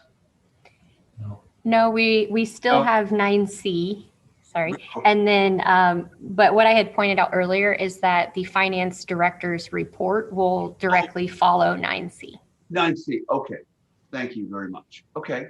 So at this point, we have presentation of fiscal year 2022, and I'm going to turn that over to Mr. Gleason and Mr. Rathman. Thank you, Mayor. Very quickly, just comment that this is our FY22 budget discussion number 2, public discussion, and video has been provided by either the budget manager, Chris Tomerlin, or the finance director, Scott Rathman, at this step of our FY22 discussion. Obviously, the community can always recap the council meeting as well. And going to turn this over to Scott. And Scott, take it away. Thank you, City Manager Gleason. As the City Manager mentioned, this is a continuation of our presentation of the FY22 budget. We're trying to maintain a consistent reporting format from last year and from presentation to presentation, you know, growing the information each time, but with a different emphasis as we go along. So that this presentation will include the citywide revenue and expenditure budgets, but we're going to primarily focus on the capital projects. Right now, capital projects are nearly $60 million of a $250 million budget, citywide budget that has gone up somewhat from the previous presentation. That's nearly 24% of the total budget. So it's a very, very significant dollar amount. The total citywide budget is very significant. But I want to emphasize going into the presentation that this larger budget does not represent a growth of government. I mean, these are dollars that have been set aside over years, and now the capital projects are coming into fruition, and we're seeing a significant bump from year to year related to that. The directors responsible for the projects will be speaking tonight to try to give some life to the numbers. An emphasis on the budget dollars at work, the reality of where those dollars end up affecting our community. So, Phil, can you bring up the presentation, please? And let's go to the first slide, or the next slide, please. So currently we're at 250.3 million. This is approximately a $5 million increase from the presentation in January related to a state motor fuel tax project increase. So you can see that the increase over 2021 is approximately $20 million in total budget dollars. But if you jump down to capital projects, $19 million of that 20 is related to an increase in capital projects. So again, netting out capital projects from the prior year budget, we are essentially holding the budgets flat. I mean, you can see that the general fund actually is experiencing a decrease of $1.2 million related to the revenue reductions related to ongoing COVID concerns that we have going into next year. I will highlight the cash for equipment line has changed from the budget presentation in January. We've gotten involved in a program that the retiring Fire Chief Moore finalized for us. It's a ground emergency transportation supplemental payments program. This is a Medicaid program related to ambulance insurance. This program has resulted in very reduced insurance write-downs in the current year. So we adjusted the 2022 general fund write-downs by $600,000. And so now we've been able to include $600,000 in cash for equipment. Again, trying to keep our focus on weaning ourselves off that capital equipment lease. Next slide, please. These are redundant slides from January. We have not made any changes. The major tax revenue summary, jumping to the dollar change column, $3.6 million reduction from the 21 budget. The 21 budget was up significantly over 20. So while that $3.6 million is a very large number, 21 did include some pretty good increases. So I wanted to comment that some lingering impacts, all these reductions are related to concerns about COVID, and we think it's prudent to be conservative at this point. When I'm always saying that not to, I said, you do and have fun for yourselves. We have continue. Sorry, you should be all good, Scott. Okay. All right, cool. So final comments on here, just a repeat from last month. While we're hopeful that some of these COVID impacts will be diminished, with the vaccines and things of that nature, we are concerned that the local motor fuel tax and hotel motel may have long-term impacts related to people working remotely and not traveling as much. Next slide, please. General fund budget revenues. No changes from January. In this, you can see the reduction on taxes of the 3.8 million from the prior year. Jumping back up to the first line, I will comment again on the $2.8 million use of restricted reserves related to the public safety pensions. That has gone up significantly over prior year related to changes in the mortality tables used by the actuary. Next slide, please. We're going to keep moving so we have time for our directors. This slide is unchanged other than we've added $600,000 in capital expenditures for cash for equipment. This is what I was indicating earlier. Due to that ambulance Medicaid program, we've gotten involved in. We're seeing decreases in the insurance write-downs for our ambulance revenues. So we've added $600,000 in capital expenditures related to cash for equipment and reduced our other expenditures by that same $600,000. So no net change for the general fund budget expenses to date. I wanted to comment that the next presentation, we will break down the general fund budget by functional area. So we'll have a budget presentation that shows, totals for parks, totals for public safety, et cetera. Next slide, please. Citywide budget revenues. Use of fund balance. You can see that we're almost $35 million for use of fund balance. But if you look to the explanations at the right, 13.5 million for motor fuel tax, that's the state motor fuel tax, 11.7 million for water projects. We have use of fund balance in sewer and storm. So all this, primarily all this use of fund balance is related to capital projects. So again, accumulated reserves in these enterprise funds being expended in the most efficient manner, holding those reserves back until it's the right time to administer those projects. Jumping down to miscellaneous revenue, you can see we have a $12 million bump over the prior year.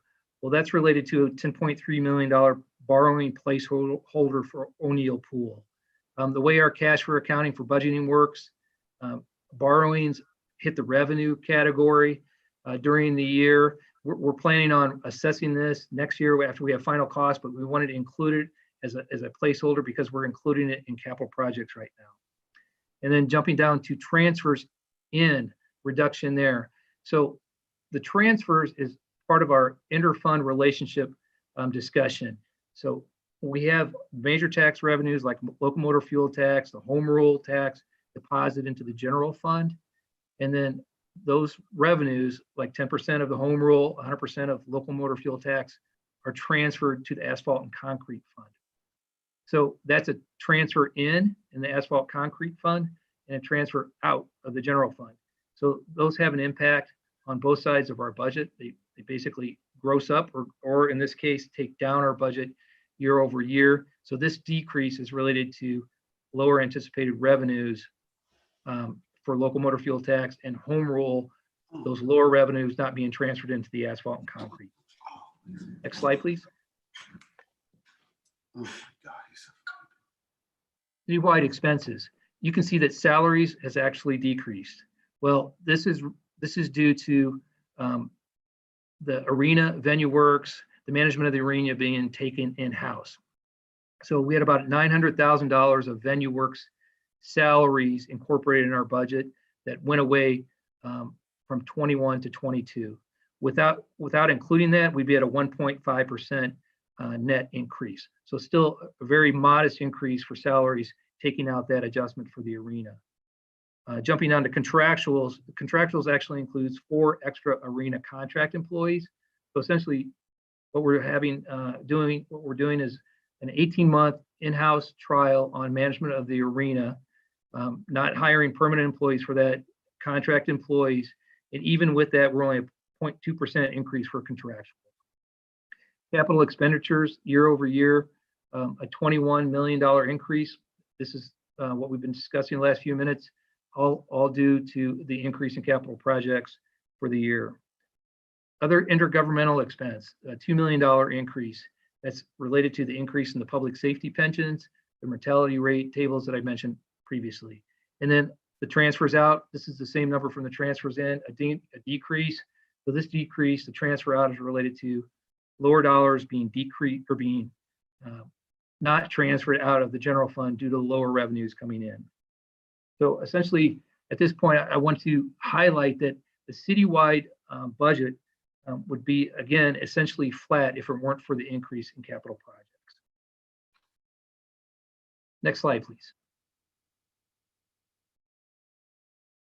So here's where we want to spend most of our time for the evening. The nearly $60 million in capital projects are dollars at work, the community's dollars being put to use to deliver the services that they all expect, everyone expects, and everyone needs.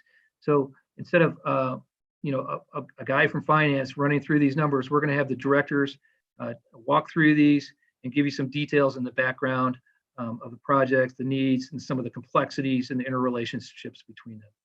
So first, we're going to have Russ Waller, the Director of Facilities, run through the arena and the Capital Improvement Fund. Russ? Thank you, Scott. Can I just ask a question here, Scott? This is not anything approach, because you've actually used up your time. Did you want us to have a separate series of discussions for department heads? Because we're actually well over time right now. Am I misunderstanding something here, Scott? I haven't used 20 minutes, have I? Madam, it's got to be close, but well, as we move forward, we have a total of 20 minutes. I think we're beyond that, but we can extend this slightly. But what are you thinking here, Scott? Can you walk us through this? We needed to know this before this started. I mean, in terms of time, what are we talking about here? Well, our meeting. We can do a minute or so for Russ, a minute or so for Jay, and then 5 minutes for Kevin. Can we get 7 minutes? Let's do roughly. I mean, I'm not going to be quiver. Can I have a motion from members of the council for an extra 8, let's say 8 minutes, give or take? Mayor, motion to approve 15-minute extension. This 15 minutes. Okay, thank you very much. Enough. I do not want to rush this, and I want people to be able to watch this part. Thank you. I appreciate that. Second by Councilmember Bray. I see. Okay. Excuse me, Madam Clerk, would you call the roll? 15 minutes. Councilmember Matthey? Yes. Councilmember Bolin? Yes. Councilmember Milwampwe? Yes. Councilmember Emig? Yes. Councilmember Painter? Yes. Councilmember Carrillo? Yes. Councilmember Ward? Aye. Councilmember Crable? Yes. Councilmember Bray? Yes. Great. Thank you very much. And again, we don't want to rush this, but if we're going to go through a very long presentation like this in a packed council agenda, we need to know these things in advance. So I'm going to turn this back over to Scott, and then you can do the prelude to the others. Thank you.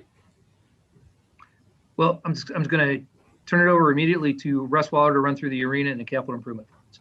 Thank you. Thanks, Russ.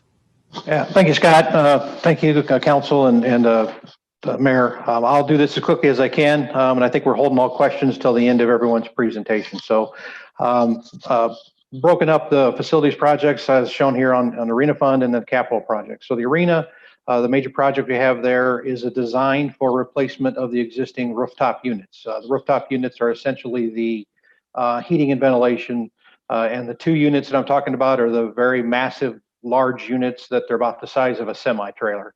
That provides the heating and air conditioning for the bowl, the large part of the arena.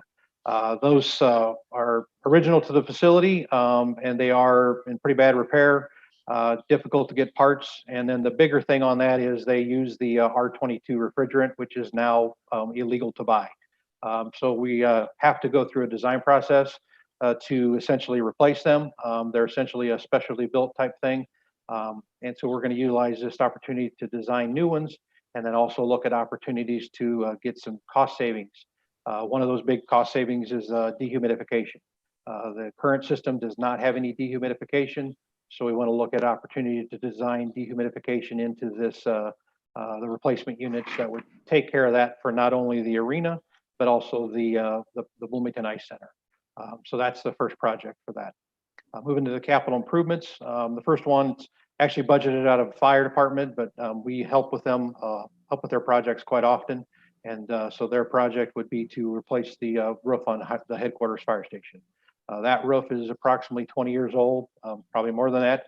And we've been through several repairs. It's essentially at the end of its useful life and does need to get replaced to keep the facility operational and dry. Moving on to the next, the unforeseen. So this is a standard item we put in every year. It's just essentially what we call like an emergency issue.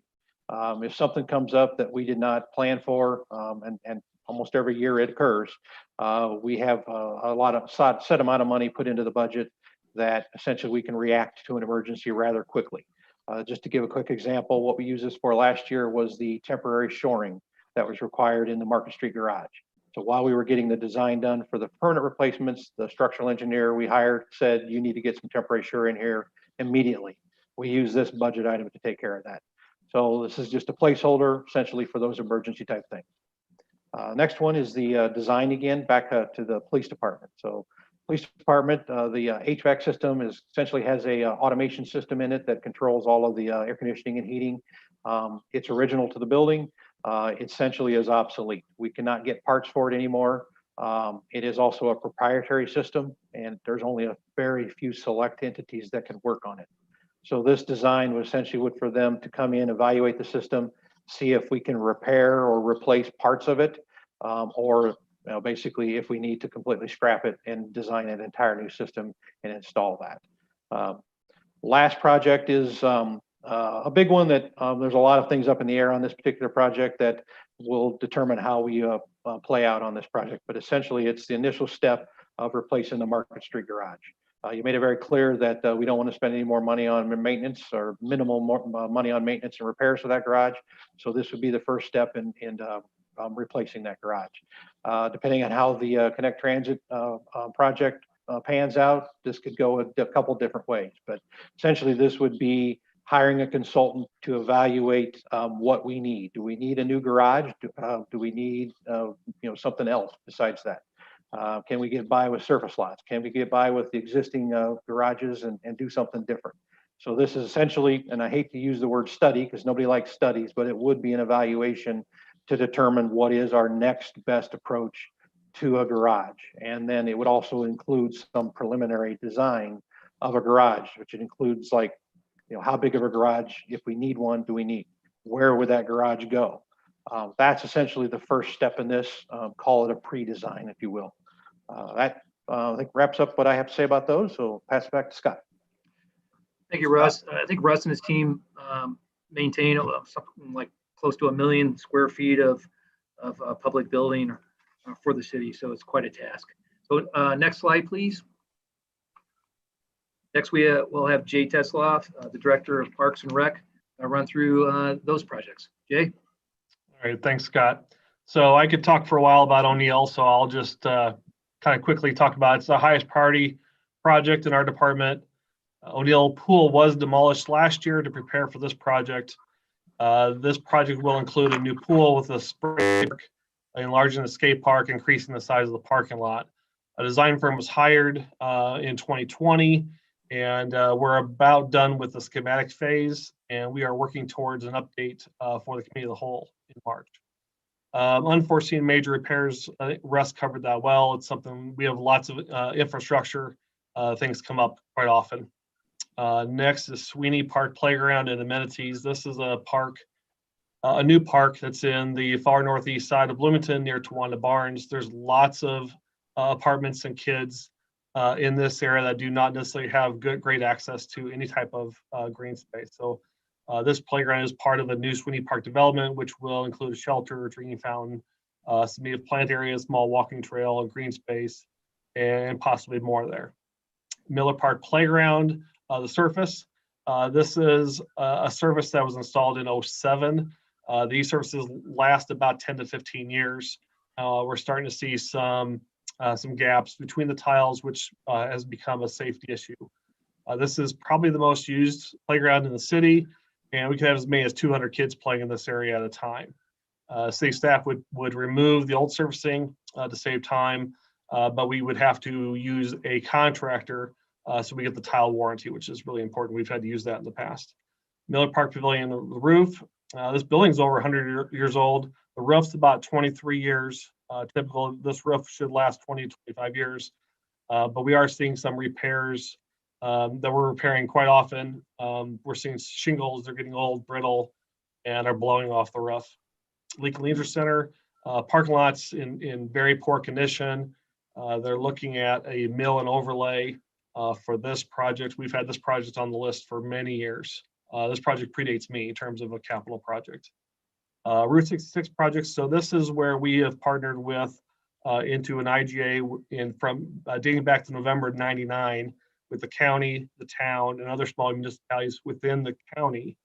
And we provide funding for a historic route, Route 66 bike trail. we pay a percentage of the project. And Russ kind of covered a little bit of Bloomington Ice Center. So this is, we've been fighting the hanging heaters, our originals. We usually lose one a year. And so we need to replace those. And also we're going to pay for part of that study that Russ talked about for the arena, trying to become more efficient and effective to dehumidify the building as a whole, arena and the ice center. So that's all I have. Thank you very much. Thank you, Jay. Appreciate it. Next slide, please, Phil. Next, we'll introduce Kevin Cothe, the Director of Public Works, to cover the funds that are underneath his direction. Kevin? Thank you, Scott. I've got 4 slides tonight, so I'm going to combine some items and talk in general about several of these you're already familiar with. But starting off with, we have the Grove 6th edition on Kickapoo Creek, pavement oversizing. This is an arterial road that is wider than a normal city street and thicker than a normal city street. And if we didn't oversize, we'd have an awkward transition between the existing street and this new addition. So that covers that oversizing. The Constitution Trail extension from Lincoln to Lafayette. This is looking at, extending that trail that stops at Lincoln Street right now further to the south. Last year, the city applied for an ITEP grant to extend from Lafayette to Hamilton. The Lincoln to Lafayette, this is adjacent to Alter Recycling, and this would be to get an easement for the trail to continue through there. And then the next piece there is the phase 1 design for the trail from Lafayette to Hamilton. If we get the ITEP grant, we'll need to move quickly with the engineering work to follow through on that. If we don't get the ITEP grant, this sets us up better for the future to reapply for an ITEP grant.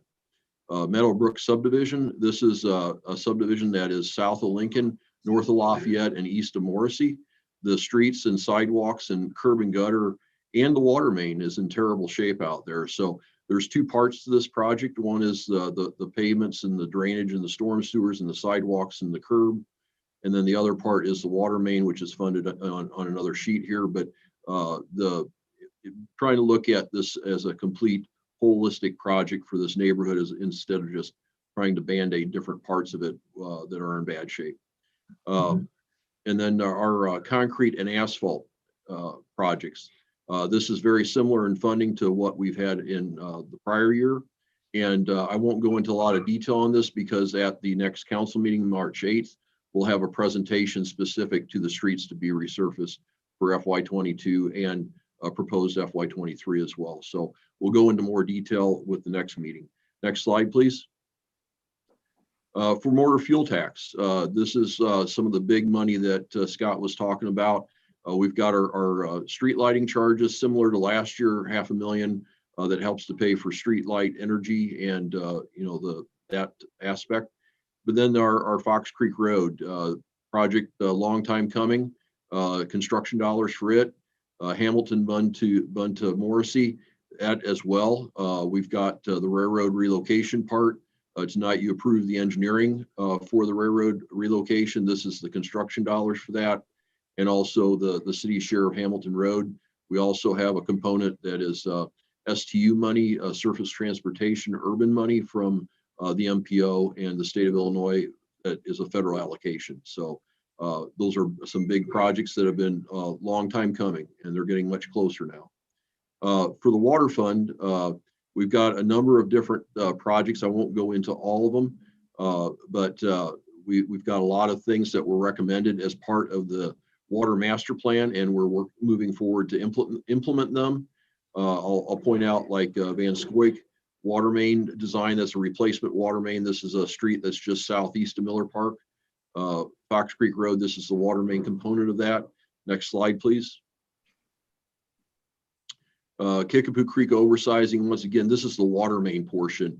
As the pavement's arterial road, this is also a water main that's designed to be a feeder to the neighborhood water main. So the water main there is 16-inch instead of 8 to provide that bigger flows to feed the surrounding area. Locust Colton, there's 3 components to this. This is the phase 3, and it's getting it's in final design plan review right now, and we're getting ready where we can apply for state the state revolving fund. That's the SRF part. And so there's 3 components. There's the water, the sanitary, and the sewer components of this project. And I won't go into it for each one of those, but they all have components just like the phase 2 project. This area is, south of Grove, west of Mercer, by Vale to Taylor Street is where this encompasses. Fort Jesse ground storage tanks, $6 million plus. This is a major rehabilitation. As many of you remember, last year we did the elevated tank at Hamilton Road. This is ground storage, but it needs repainted and repairs and so forth. There's 2 tanks there, so this is quite a bit of money for that. The next group of items is stuff for the water treatment plant, and it's either construction dollars or design dollars. These were all components of the water master plan, and so we're moving forward with a number of things there. We also have money in the budget again for shoreline stabilization and watershed improvements. This is a continuing partnership with the McLean County Soil Water Conservation District to apply for grants, and some of this is matching funds for grants that we might get. Others is to move forward with programs and education and continue our progress with our shoreline stabilization, which greatly enhances the water quality of the lakes. Multi-year compound meter upgrades, meter replacements for larger meters that have compound meters have 2 parts to them that are used for larger installations where you have a low flow and a high flow side. Some more allocated for our R900 gateway, which is the remote meter reading fixed point. And then Hamilton and Enterprise Zone pump station design, $1.5 million. We had a pre-design study, and this would be the follow-up final designs for those pump stations before they can be bid for construction. Next slide, please. On our sewer side, we had $400,000 for a sewer assessment. If you remember this year, we had a big sewer assessment that assessed like over 50% of our system. This would be a kind of the beginning of an ongoing $400,000 a year multi-year assessment to do a baseline assessment, trying to get through about 10% of the city every year for once every 10-year televising of our sewers to stay on top of things. The CSO project we already talked about.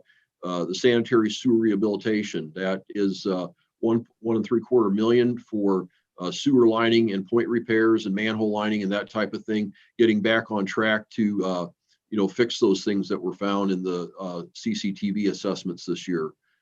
Miller and Grace Avenue, they are streets that do not have public sewer, and so those streets have people that are connected to private sewers and so forth, and this is trying to find a way to get them a sewer out in front of their house that is a public sewer as opposed to the private sewers that go in different directions. The Sugar Creek Forest Main improvement, this is the pump station was just bid recently. This is the forest main improvements that need to go along with that pump station, 1.6 million. And then the stormwater fund, that is really another part of that phase 3 Locust Colton project. So that's a quick synopsis of the public works projects, and I'll turn it back to you, Scott. Thank you, Kevin. Appreciate that. Next slide, please. So the remaining schedule, barring any additions, we'll be doing the proposed budget presentation on March 8th. We'll extend the information provided, as I mentioned, for the general fund by department and function. That's where we break it down to admin and public safety and parks, things of that nature. For the citywide, we'll do it by fund. And we'll also be showing the community some information about their dollars at work, some other statistics related to bringing the budget to life. The number of parks under Mr. Tetzloff's guidance, the acreage, that kind of thing, to show where these dollars are being spent. We do have, as the city manager mentioned, some resources out on the website, the Budget 101 video series, and there's another video related to the last presentation, and we'll be updating those as we go through this process. So I'll pause at this time for questions for myself or the directors related to the project. Okay, questions. Okay, we're gonna just to be clear, we are way over budget and time. I'm gonna take them. If I'm going to see if we have a few that are quick. If we have more than a couple that are quick, we're going to have to extend this yet again. Councilmember Craybill, Ward, and Matthew. Those are the three that I see. And just a record, we are just about 3 minutes shy of 8 o'clock. Mayor, Councilmember Craybill. Mayor, sorry, I just wanted to clarify for just a moment. Time-wise, with the extension, we were at 7:54, and that doesn't include the council discussion time that we have reserved of 15 minutes. So Didn't we more than exceed the council discussion time before this? no, actually, Are you sure? yeah, Finance Director Rathbun was 13 minutes into his presentation when we did the 15 minutes extension. So we're actually doing okay on time. Just wanted to clarify. Okay, yeah, I'm going to go through that. I'm not sure that we're doing okay on time. I'm pretty sure we're way above what was budgeted from what I see here. But I'll go back through this. But at this point, because in so many ways, we've just re-altered what we were supposed to be doing in a comparatively concise period of time. Because otherwise, we would be almost done at this point by just doing a little bit of simple math here. So regardless, I'm going to start with Councilmember Craybill, Ward, and Matthew in terms of time management. And again, if we need to talk, that's fine. This was just actually a massive amount of stuff that got scheduled at one point, and I'm seeing this more as it's being unraveled. So Councilmember Craybill, go ahead. Thank you, Mayor. I'll be quick. And just want to say I appreciate what Scott and the directors have talked about. Just, positive reinforcement, just the more explaining that we do helps both us and the public. So keep doing that. And then just to kind of confirm, if we're talking about capital projects, basically that's infrastructure. So is it fair to say we're spending about $60 million on infrastructure in the 2022 budget? Yes, sir. Yes. Okay, so almost 25% of our total budget is going to infrastructure. And I know a lot of people in the community want us to be spending money on infrastructure. So that's it. Okay, cool. No, thank you very much. As I'm just glancing back at time, if we had gone roughly at our time limit, we would have been done with what we're talking about right now well over a half an hour ago. Just to make that part clear. Councilmember Ward and then Matthew. Yes, I want to just say thank you to the staff for this presentation and the thoroughness of it. If we're going to be spending this many millions of dollars, it seems like we ought to be able to take our time to discuss and to learn. Thank you very much. And just also thank you, Councilmember Ward. I appreciate that. Just to clarify again, it's not a question of whether we take the time or whether it's another 10 minutes or half an hour. It's we're more productive when we manage these things effectively. And if there's some there's a lack of appropriate projection about how much time is necessary. If we need more, we need more. That's just the reality. And so I think we want to make that clear. We want to talk about things and we want them to be vetted appropriately. But if we've got so much crammed in at once, then it's going to be very difficult for us to behave effectively. Councilmember Matthew, I'm sorry, you've been waiting. Jamie? Thanks, Mayor. Two things I just wanted to say. Thanks, Russ. I appreciate seeing the Market Street Garage on there. I have been pushing for that for a long time.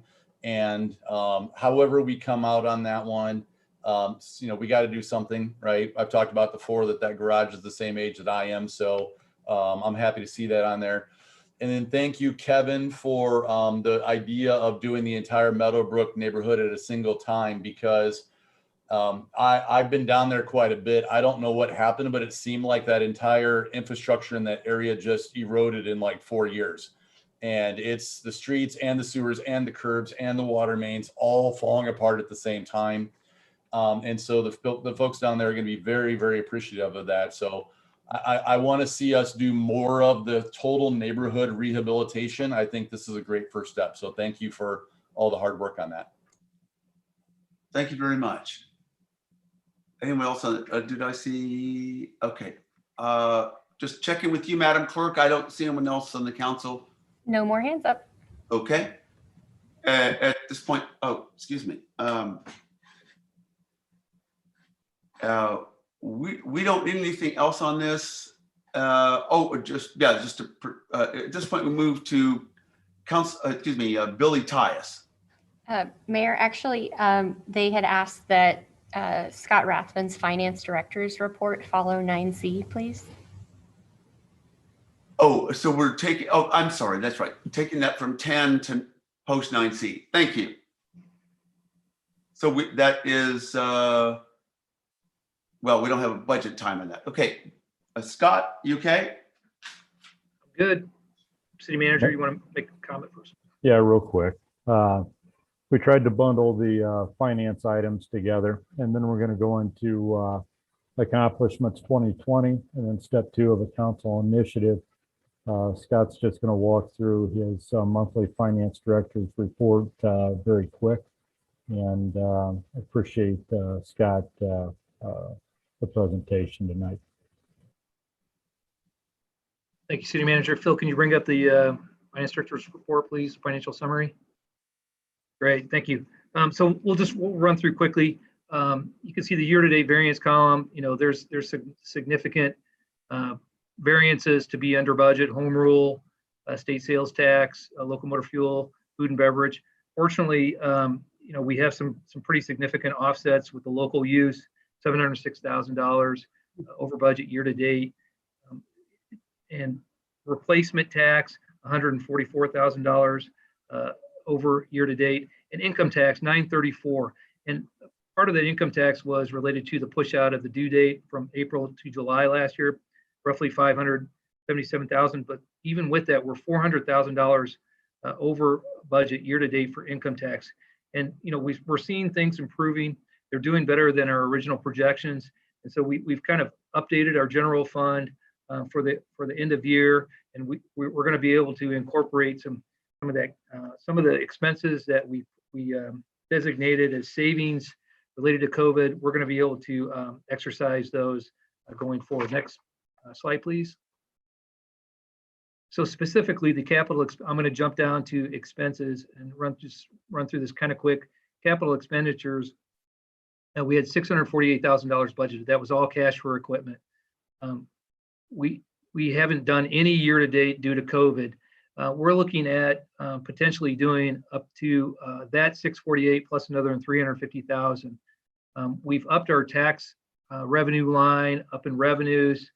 That adjustment, the 6.1 million, almost $6.2 million under budget. That's better than it was last month.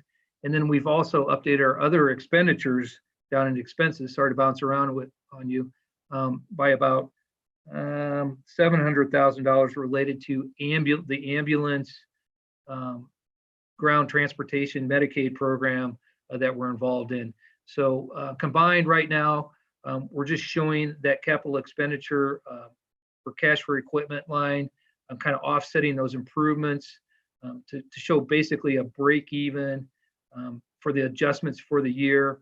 And so combined, we have original use of fund balance of $786,000 related to pensions, and then $273,000 in the loss. That's $1,059,000 basic deficit related to the use of fund balance year to date. So we'll just keep it brief. Next slide, please.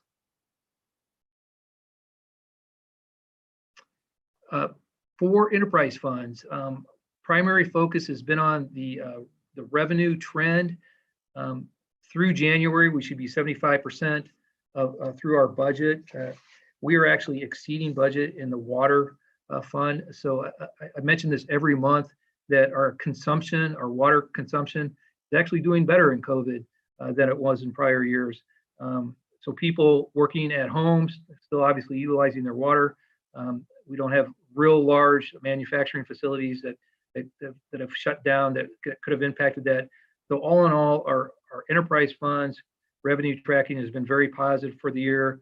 And then again, typically highlighting that golf, 80% of the revenue compared to the 65% for 2020. So doing better than the prior year. So that's very positive at this point as well. So we're, Bloomington has a strong economy. We should be realizing, I'm kind of just summarizing here, realizing some gains from the internet sales tax, the local portion going into effect in January. We won't know about that until about April, but we've got positive developments on the horizon with the vaccine, et cetera. So even though we're keeping our revenues down going into 22 from a conservative standpoint, still feeling very optimistic for the city. And I'll conclude or take any questions at this time.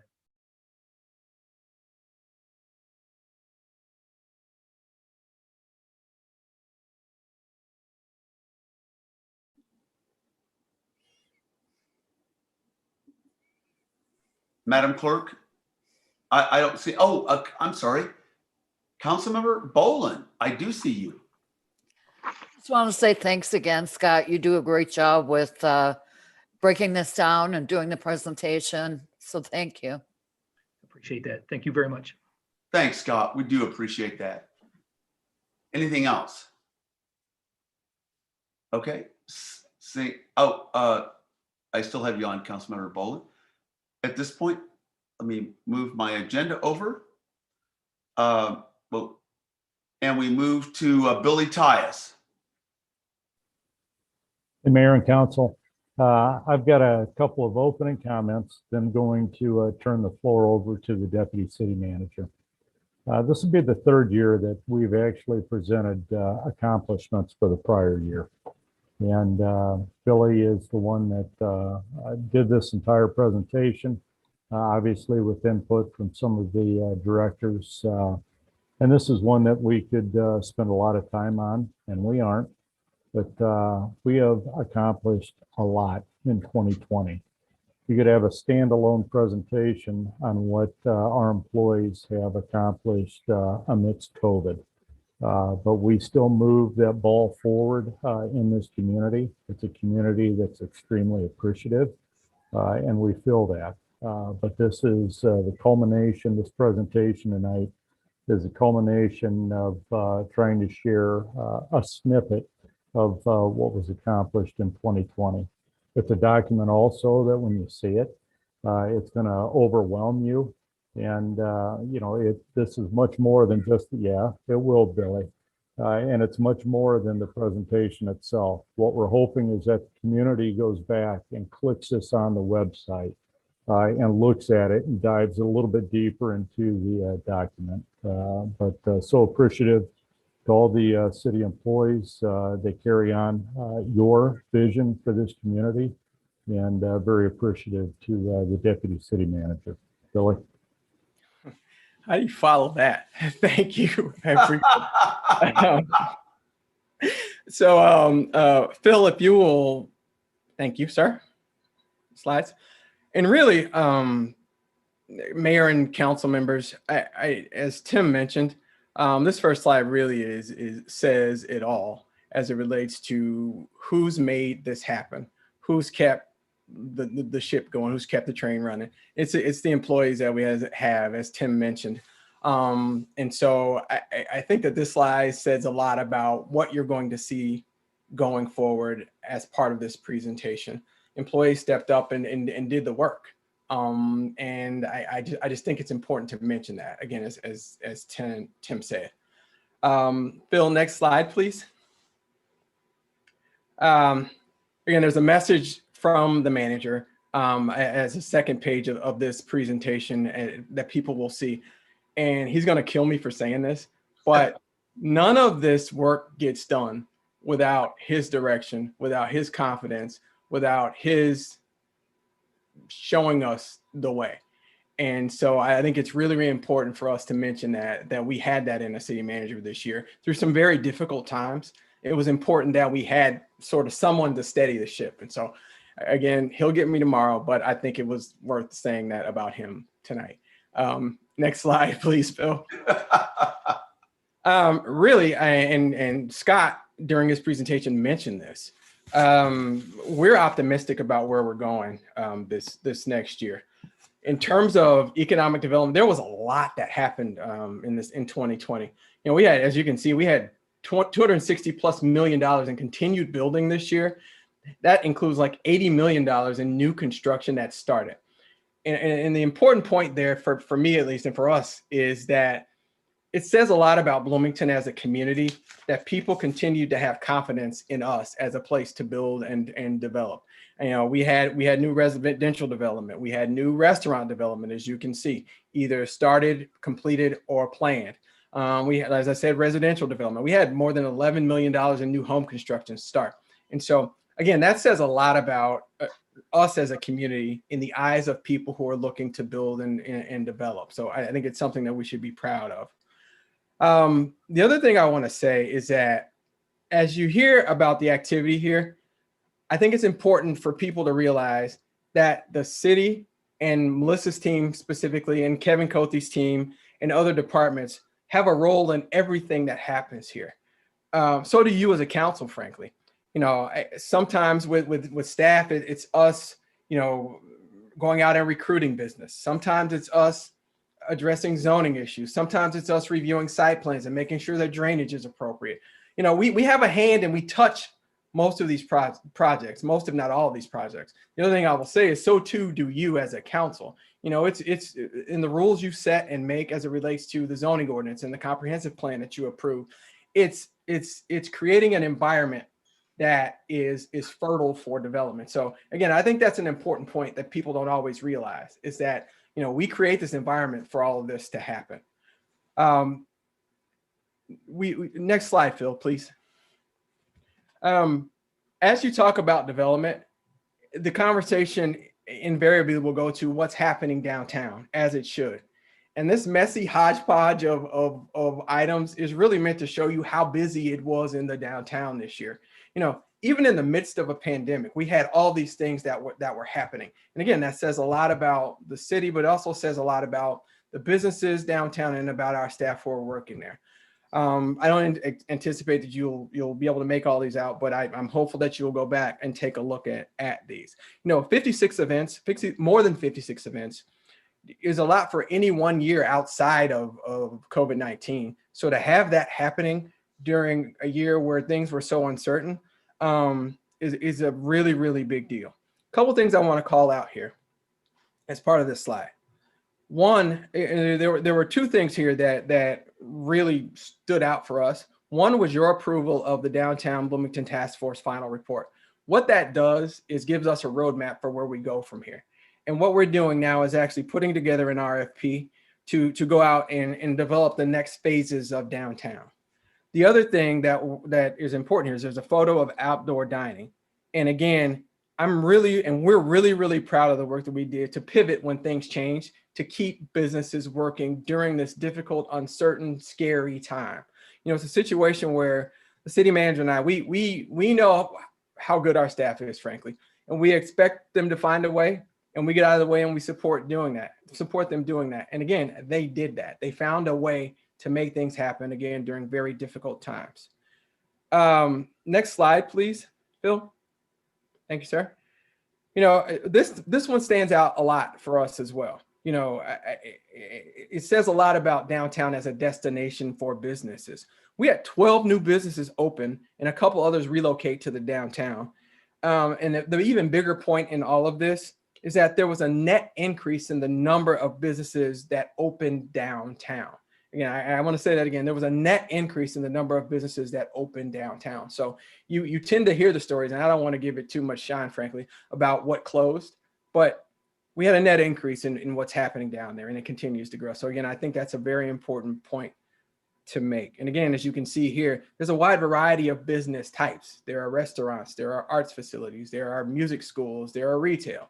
It's just, there's a lot happening in downtown Bloomington. And I think it's important for us to shine a light on that. Staying downtown, you know, we saw the activity slide. We talked about the number of new businesses. Phil, if you'll go to the next slide, please. You know, it seems like a long time ago when we were concerned about what was going to happen with the former State Farm building. Well, we had a business that began in Bloomington, Illinois, to go in and they've moved their corporate headquarters there. And what that does is that it saves a downtown landmark. It keeps a company that started here. It keeps them here. It brings more than 100 team members to downtown Bloomington that are going to shop downtown, that are going to eat downtown, that are going to buy coffee downtown. You know, they're going to do those different things. And so I think this was an important project to the future of downtown, and we were happy to see Kepler Vision decide to relocate here, frankly. Next slide, please, Phil. You know, we've talked about downtown, but there was a lot of other economic development happening in our community. When I talk about that $260+ million, that's a lot of building. And now that's a lot of building starts here. There are communities that would do anything to have that, and we did, frankly. You know, you look at Ferrero, the chocolate institution. They announced that, and they're actually working on a $75 million expansion to bring a new chocolate factory to Bloomington, Illinois. Again, that's a big deal. That's their first North American chocolate factory, and it's coming right here. You look at the YMCA project. It's under construction now on the OSF campus. That's a $23 million, 70,000 square foot facility that's being built. You know, economic development in our community. Next slide, if you would, please, Phil. And again, I don't expect that you will read all of this, but I just wanted to show you a listing of some of the other things that are happening here in this community. You've got big multi-million-dollar projects that either started or are continuing from previous years. You've also got small projects that are helping keep small business going. And I think it's important to see that we had a wide range of things happening here. One of the projects that I really want to single out and really give kudos to Melissa and her team in Austin is the contact project. It's the picture in the middle. They were all hands on deck working to bring this brand new tech firm to Bloomington, Illinois. And look what happened. They're here. It's 56,000 square foot build out on East Empire. You also had other projects that maybe didn't get the shine of others. You got the New Way Transportation expansion. You had Toyo Manufacturing, $3.5 million expansion. Again, this is building that's happening here during a year when there was so much uncertainty. I just think it says a lot about our community. Again, it says a lot about the staff that we have working on this as well. Next slide, please, Phil. The next several slides actually are projects that I think it's worth mentioning that were really long-standing, that have been discussed over the years, but for whatever reason, some reason or another, didn't move off center. Well, they're actually moving and happening as we speak. Jay talked about O'Neill Pool happening, and as he mentioned, we took advantage of the pandemic, did the demo.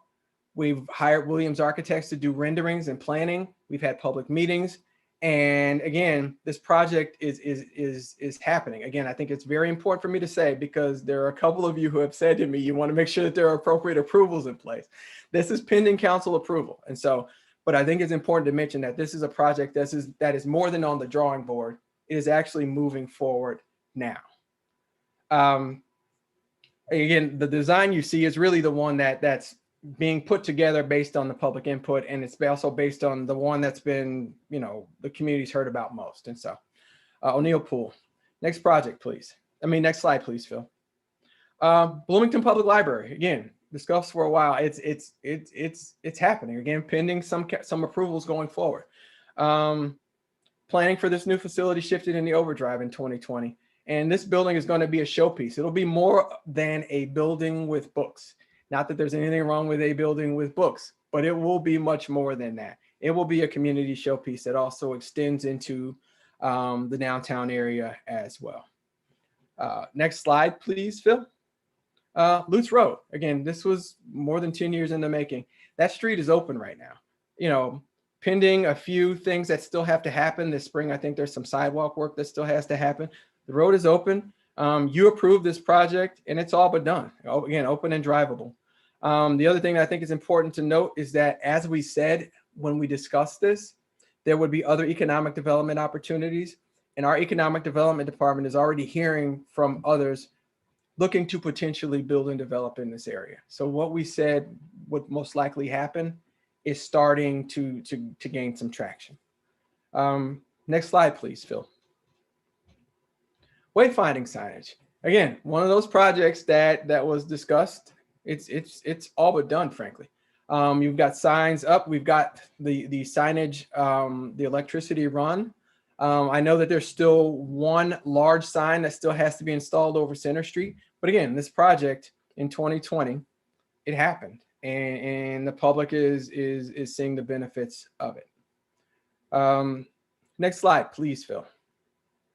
You know, as we talk about projects and things the public want to see, as I'm sure you're aware, one of the things that we hear all the time or have heard is, when are you going to fix my street? When are you going to fix my sidewalk? It's one of the biggest things we hear. We want the public to know that we're doing something about it, frankly. In the calendar year 2020, there was about $6.4 million spent on repairing roads and sidewalks. And again, as Kevin Cothey mentioned earlier, we're planning to do at least 7.2 million next year as well. So again, one of those things that the public has spoken, you as a council listened, and we as a staff heard it, and they're moving forward with these things as well. Next slide, please, Phil. You know, we've talked about a lot of different things here today, but I think it's also important to note that we still continue to be able to do our bread and butter, so to speak. You know, our crews and our staff continue to work on investing in our infrastructure and rebuilding our infrastructure. We continue to pick up garbage. We continue to build sewer mains and inspect sewer mains and make sure they were working properly.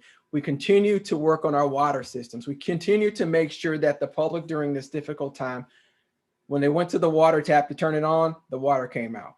When they took their garbage to the curb, we picked it up.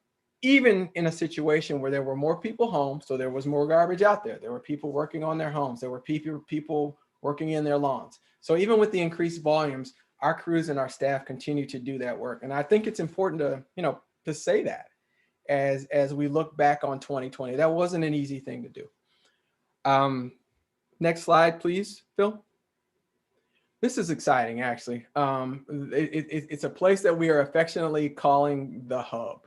The city manager has heard from several of you over the years that you really wanted to somehow see a single point of contact for doing business with the city, sort of a one-stop shop where people could come and get their questions answered, where they could do everything from get a question answered about, you know, maybe a derelict property, or maybe they want to figure out how to pay their water bill. Well, again, taking advantage of this, we'd always planned to do that as we moved to the government center. But again, the pandemic gave our staff an opportunity to move forward faster with that. So it's an area that we're, again, calling the hub. And as you can see, the logos there, where we've established just that at the arena. And I'll say kudos to Leslie and her leadership team for managing that and running that. We have a situation where there is staff from almost every department in the area where people, again, can come to one place and get their business done with the city. Once we have completed the move to the government center, this department will pick up and we will have that singular one-stop shop for the public to come and do business with us. And again, I know we've said next slide, Phil, a lot tonight, but it was actually Phil, I believe, and Leslie and Shirlane who worked to develop this logo, and we love them. We absolutely do. We've given you several examples of those. So again, shout out to Phil for doing that, and Leslie and Shirlane. Again, this is something that's happening. Next slide, please, Phil. Diversity and equity. You've shown over the last year that it was a priority for you. It's a priority for us as well. I think it's important for me to say here that with diversity and equity and fairness, it's a situation that is ever changing. There's no end date where you can say we've done enough. So we're not showing the slide to say, hey, look at us. That's not the point of this. But I do think it's worth mentioning, we do think it's worth mentioning the efforts that we've taken to move the ball forward in this area. Again, the manager had talked about since he arrived here, you know, having someone committed to diversity. We appointed Michael Hurt to lead those efforts this year, both internally and to work externally to make sure that we are being equitable as an organization, but also to address issues in the community as well. That's happening. Again, I don't have to go through all the slides. You know, you as a council, you know, supported a bigger celebration of Juneteenth. You as a council supported, you know, our recognizing Indigenous Peoples Day. You as a council have supported our involvement with Welcoming America.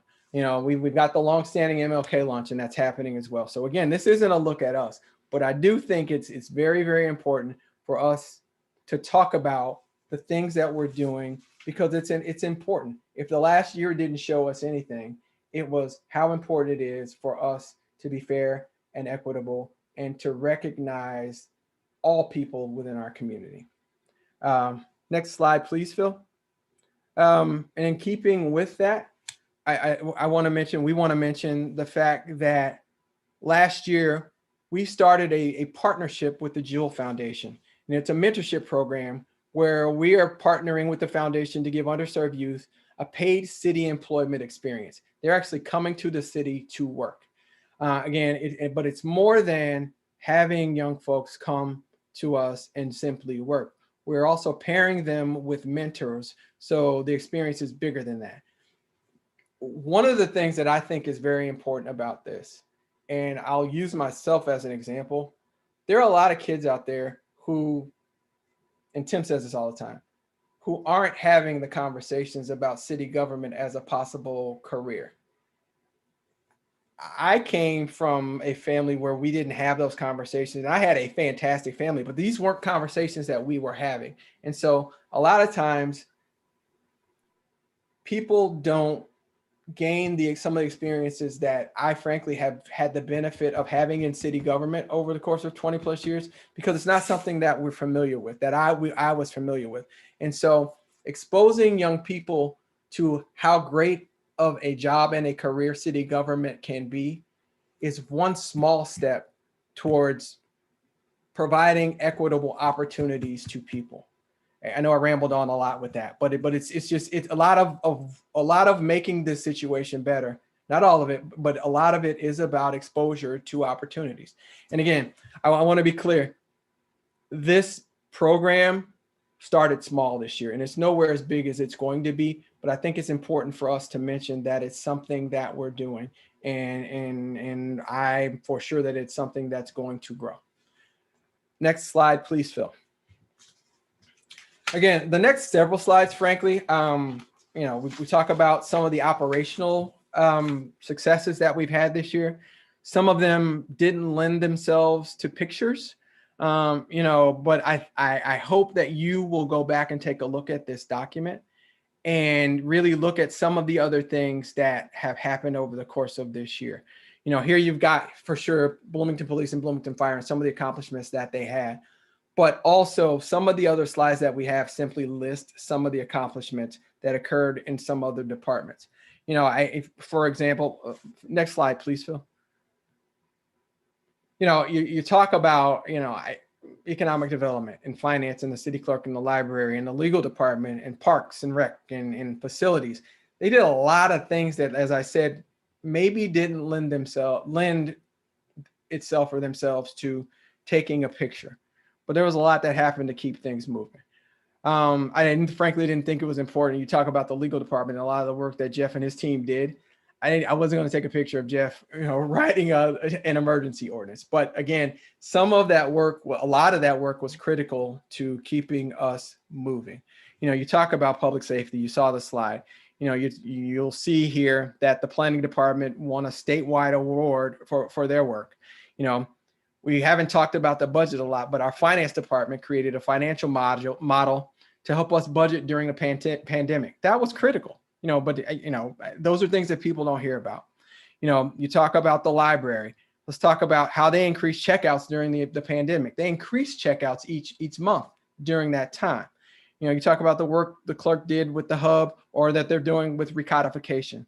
You know, IT, we turned on a dime to a virtual environment. And it was our IT department that made that happen. That's a big deal. I mean, it wasn't just so that we could have virtual meetings over Zoom. It was also so that the public could participate. That happened because of the work of our IT department. We talked about legal and the work they did with our COVID grant management. I think we got to talk about legal and the human resources department, who made sure that employees were protected in helping to develop remote work policies. I mean, that was critical. How do we go from working in the office to working from home? That had to be ironed out and laid out. And that's some of the unheralded, unsung work that happened during this last year. I think we've got to mention facilities, and they stepped up in a major way. Acquiring and distributing sanitation supplies and cleaning and PPE for us. I mean, that was a major part of making sure that things continue. And again, we talked about parks. One of the things we didn't mention was the fact that they've taken over management of the arena. Once we parted ways with the management company, Parks has taken that over and is doing more than simply keeping things moving. And you've got Public Works. And again, we talked about some of their projects. They finalized a water infrastructure master plan that's going to guide us for years to come in terms of how we're providing the critical water source to our residents. So again, there are things here that we did not cover. There are things here that we missed. But hopefully we've been able to show that, there was a lot of work that got done last year, and there's a lot of work that we as a staff and hopefully you as a council and hopefully residents will be proud of. With that, we'll take any questions if you have any. Questions of Billy? Mayor, you do have Councilmember Carrillo with her hand up. Carrillo? Oh, Jen, I see you. Okay, Jen, go ahead. Yeah, I don't have any questions, but I just have a lot of gratitude. I am running on very little sleep and I turn into a grumpy old man after 8:30, but Billy has me like so hype right now. So really just want to shout out like the energy that you brought to this presentation. And like, yeah, I mean, after being in lockdown for a year, like what is time? Like, I don't even remember, going into City Hall, but like, so many things have happened, so many positive things have happened. And I do think it's important that we take the time to celebrate those victories and to make visible the labor of all the people who had to manage like being parents in the middle of a pandemic, being humans in the middle of a pandemic, being partners, and being great staff and a great contribution to our city. So just thank you so much for honoring that work with this awesome and energetic presentation. I just want to second what Councilmember Carrillo has said. Thank you so much. Councilmember Milawambwe. Yeah, can everybody hear me? Okay, good. Yeah, so similarly, I just wanted to highlight that because I do think, a lot of times, we look at the services that the city provide and we just expect them to happen in a certain way just to kind of appear magically. But I think what, folks don't necessarily see is the amount of work that goes into it, and especially with the pandemic, that people have been working long hours, to make some of those things happen, to not only transition from, things that we're supposed to do and sometimes being, one or two people down because you have to be sure that you're staying safe and you're protecting the workforce. But yet, like I've said to many folks, we haven't seen a significant decrease in the level of service that the staff has provided. So for me, that is really commendable. And I'm really thankful for all of the accomplishments. I mean, I can't imagine what we're going to be able to do, when this pandemic is over. We'll be able to go to Mars. Maybe. Bloomington on Mars, in addition to Bloomington, actually, they might be closer to us than Bloomington, Indiana. I'm being obnoxious. Okay. Do I have anyone else who wants to comment? Okay. Thank you very much. And thank you for your presentation. We move next, used to be item, I apologize for, here are my glasses. My glasses are on my neck. I'm not getting them. I apologize.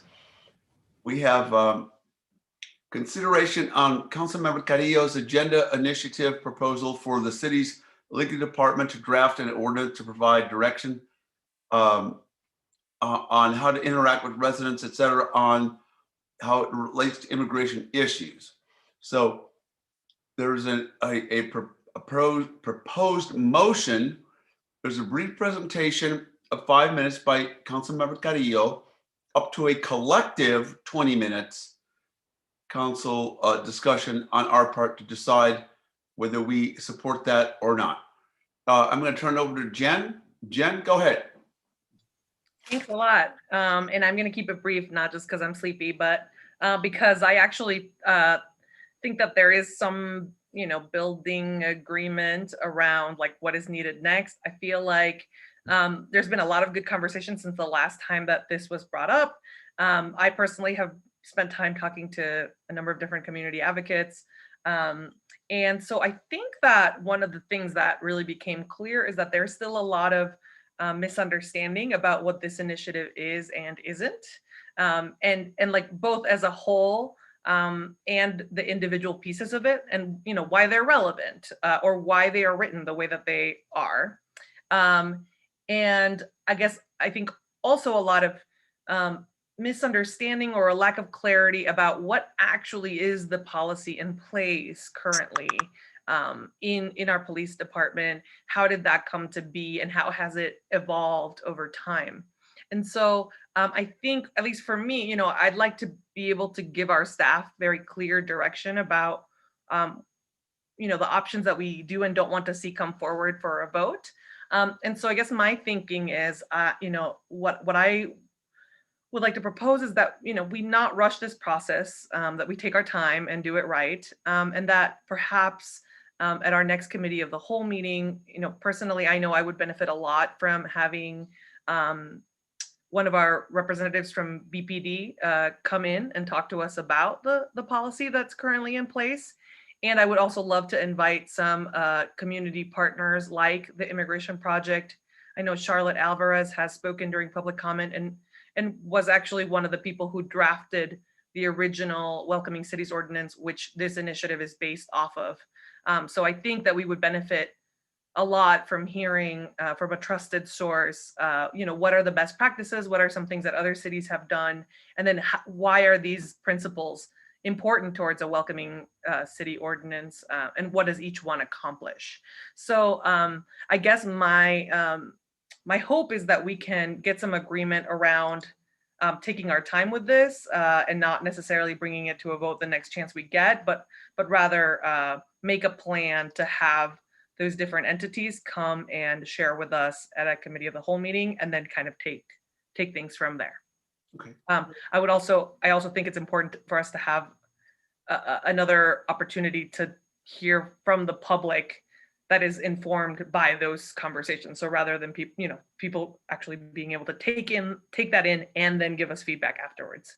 So that's all I'll say for now, unless anybody has any questions. Thanks. Jen, I just wanted to clarify. Okay, so at this point, as I understand it, you're not bringing your motion forward for a second. Is that correct? You'd prefer us to talk about it a little bit more and maybe go through some future conversations. Sure, I'm happy to offer a motion, but I am interested in hearing the discussion, I guess, unless there needs to be a motion made.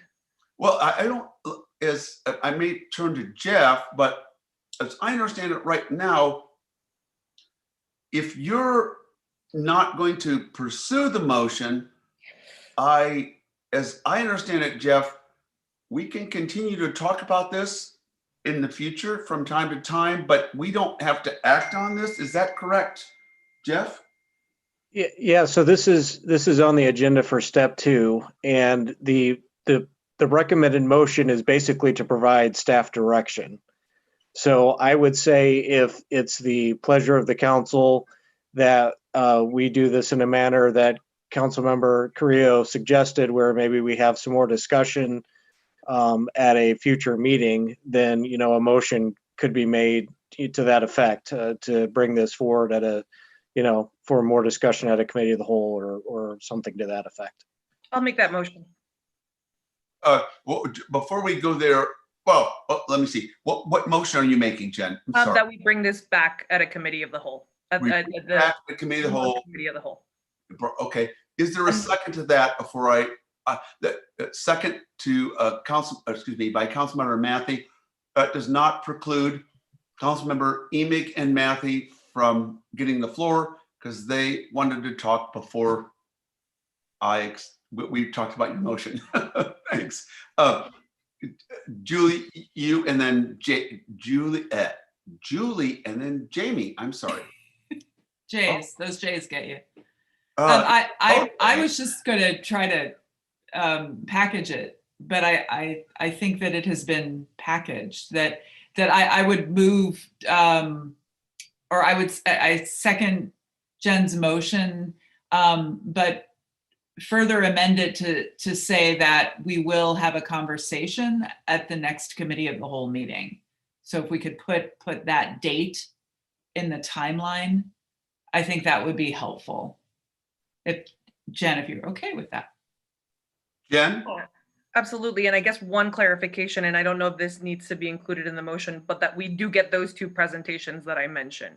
I don't think it would do us a lot of good to just engage in another discussion amongst us, but to actually have some of those, those entities. So Jen, let me zero in on just what you've said, okay? Because that's different from a general motion to generally discuss this. So very precisely, could you, we can figure this out a little bit later, but as precise as possible, can you tell us what you want us to do? Yes, let me take a stab.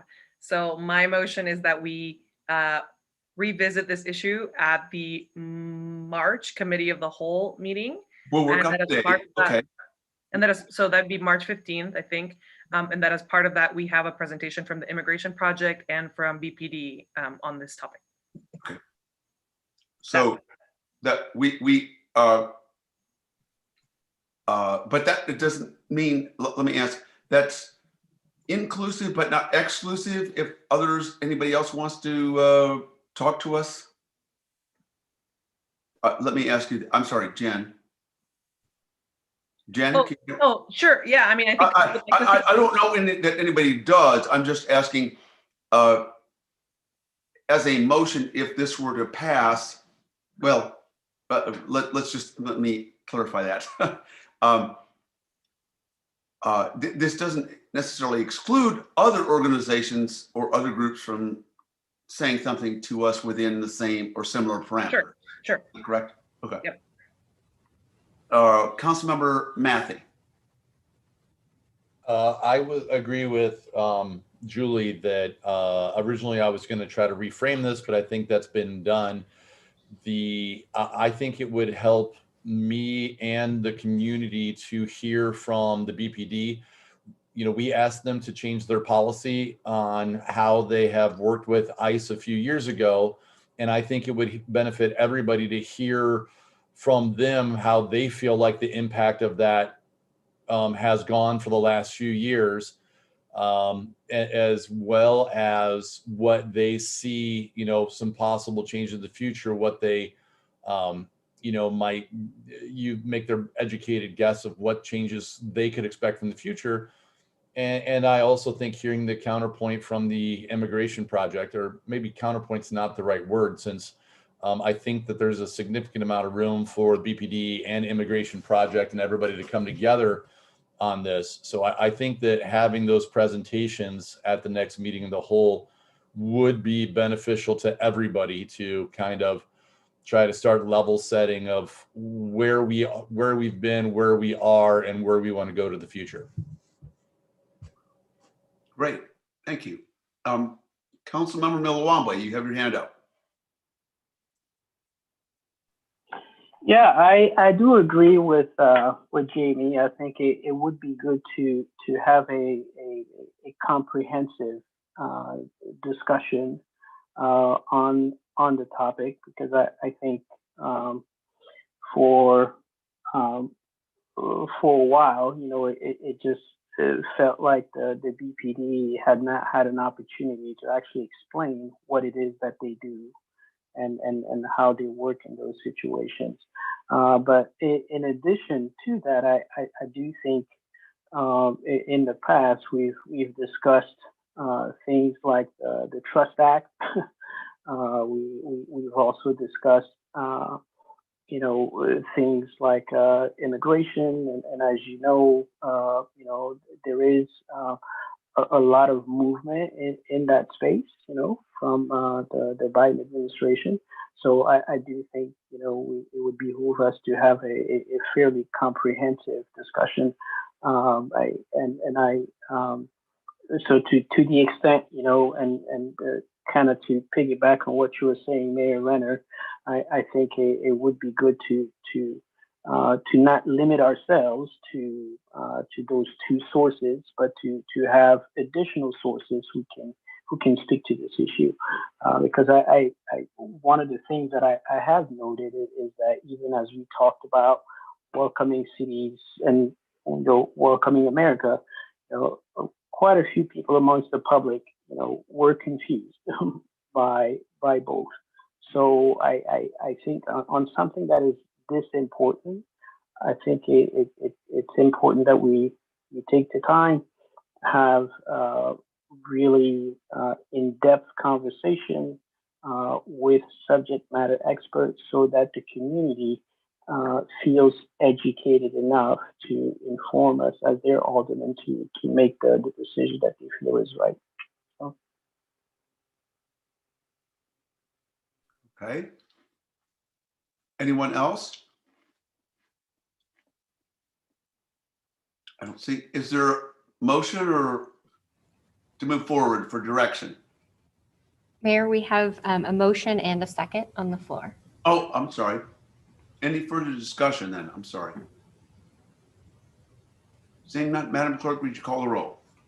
Councilmember Matthey, Yes, let's keep the conversation going.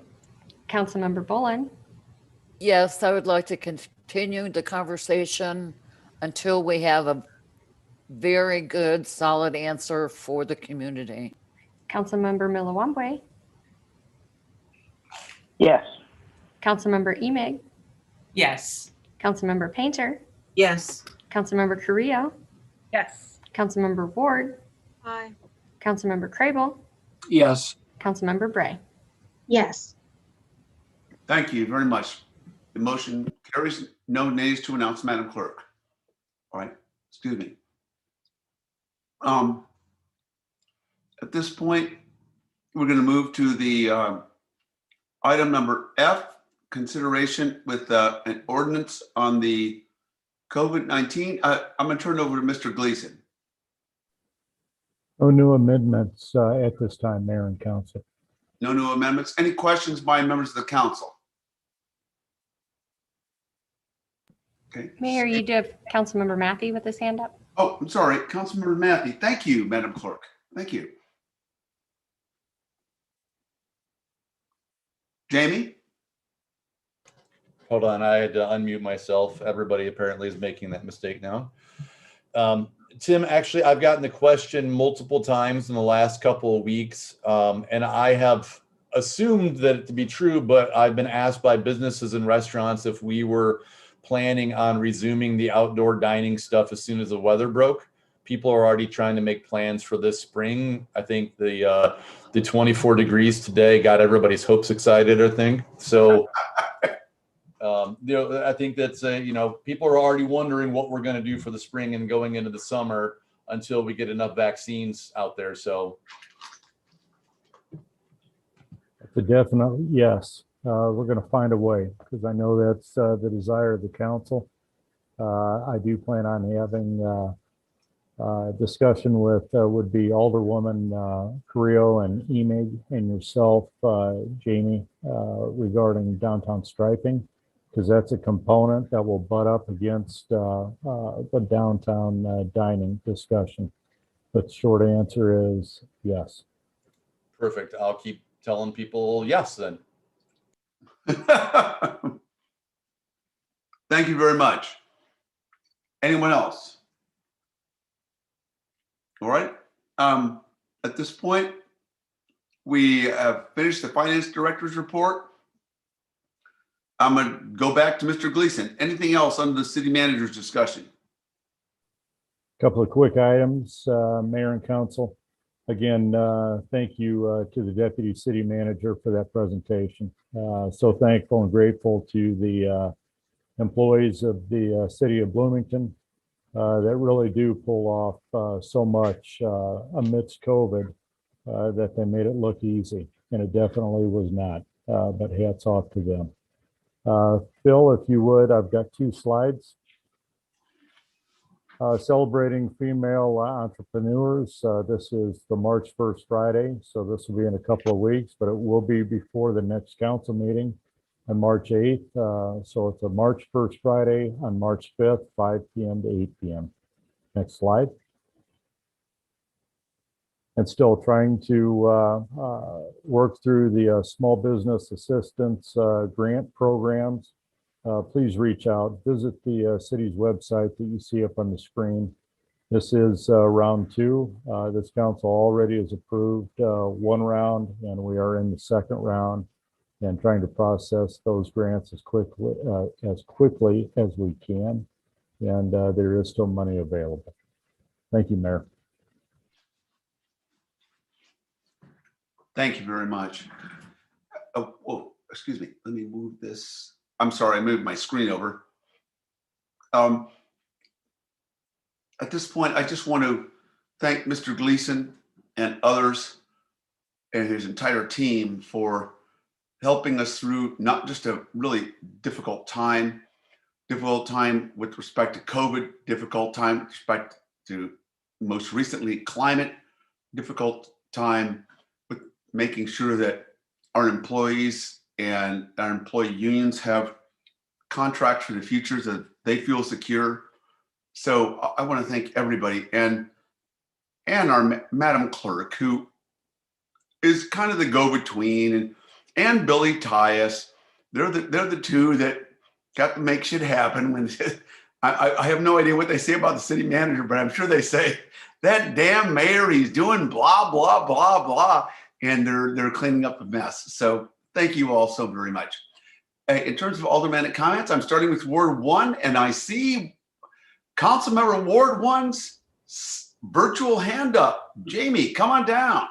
Thanks, Mayor. 2 quick things. Just a reminder for the community that tomorrow is the primary for Ward 7.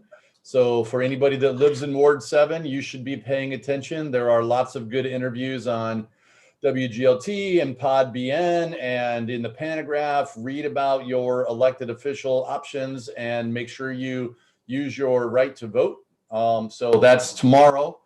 And then the other thing I just said, I wanted to throw out there is that anybody that does need dental help in the community healthcare clinic did stand up a dental clinic inside the healthcare clinic about a year ago. So that resource is available right now. So reach out to them if you do need help, because there's a significant number of people who don't have regular dental treatment that end up in the emergency room. So that's not where you want to go.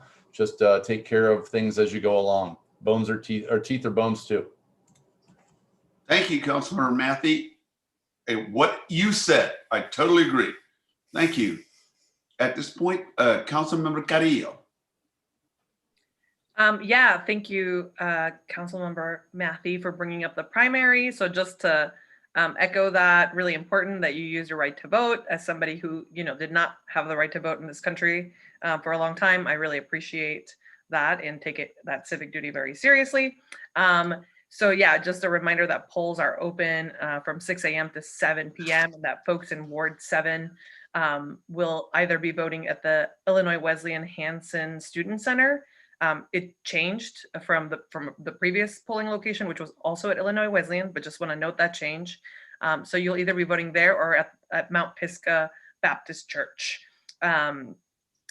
So that, and then just an afterthought after the discussion around the Welcoming City Ordinance, I also thought about the Illinois Coalition for Immigrant and Refugee Rights. They were the leaders who put together the Illinois Trust Act and then the 2019 bill, the Keep Families Together bill, that also took care of some of the things that are already written into this proposal that we're talking about. And so I guess I just would recommend that we get in touch. Fred Tsao, I think, is their senior policy counsel, and you know, he's great. I've seen him do presentations, and I think he would do a really great job of breaking things down for us. So that's just one more suggestion. Okay. Anyone else? Last minute thoughts? Mayor, you have Councilmember Bolin, Councilmember Millawamboy, and Councilmember Emig with their hands up. And now Councilmember Ward. Holy cow. Okay. Councilmember, I'm seeing them now. Okay, Councilmember Bolin, Emig, Millawamboy, and Ward, in that order. Go ahead. Yes, we've been getting a lot of emails regarding rezoning. And I would like to recommend that the residents actually go to or do a public comment at the Planning Commission meeting. That is where all the information is presented and all the public hearing from the community is collected. Because by the time it gets to the council, most of the information is ready to be voted on. So if you have concerns, direct those concerns in public hearing at the Planning Commission. Thank you. That's where the information is gathered. That's where there's a finding of fact, and then they make a decision, and then we review their decision. Thank you. Councilmember Emig, Millawamboy, and Ward. Thank you, Mayor. I think I'm going to hire Billy Tyus to be my next motivational speaker. It was a rousing presentation about the accomplishments from the city. And I just want to go back to the beginning of our meeting tonight and applaud what Holly Ambiol presented, and really the work that they're doing for our community is tremendous. Dental hygiene is so important. And I couldn't agree more that we need to fund those capital projects for our healthcare. Ward 7, get out the vote. And finally, I just want to applaud those of you who go outside and shovel your sidewalks. Thank you. Everyone should do this. It really, really helps members of our community who are struggling to navigate snow and ice. So I just want to put it out there to try to do so for your community. Thanks. Especially those of us that have dogs and we're trying to walk on the public thoroughfare, but thank you. Let's see, you have Councilmember Millawamboy and then Ward. Yeah, I just want to take a minute to recognize the public works staff. I know we've had, they've been pretty challenged, in terms of the weather. It was ice storms before, and then, a lot of snow and a lot of snow plowing that had to be done. And in fact, I do remember I had a resident who contacted me one evening and was worried about their street not being plowed in the morning for them to be able to get out and get to work. And I sent an email to Kevin Cothey and got a message the next morning from that resident to say, hey, I was able to get out. That's amazing. Awesome job. So just want to be able to recognize that. That's awesome. Great. Thank you so much. Councilmember Ward. Yeah, I just wanted to piggyback on something that the city manager said in his second slide as he was talking about funds still being available for small businesses for assistance. I was listening to the news this morning, and it's my understanding that the federal government is loosening up some of the rules around how to encourage even smaller businesses to be able to apply for assistance. And the long and the short of it is some very small businesses have been discouraged from applying up until now and felt like they wouldn't really have a chance. And it's my understanding that those rules are loosening up. And so I guess my encouragement is to not give up, to keep at it, because there may be hope on the way. Thank you very much. That's very, very important, to say the least. At this point, I don't see anybody else. So is there a motion to adjourn? Moved by Councilmember Boland. Whoa, I don't have to ask for those. Second by Councilmember Luampe. All in favor, signify by saying aye. Aye. I'm making that a triple motion. Aye. Oh, somebody must be running for election or something. Okay, good night. Good night.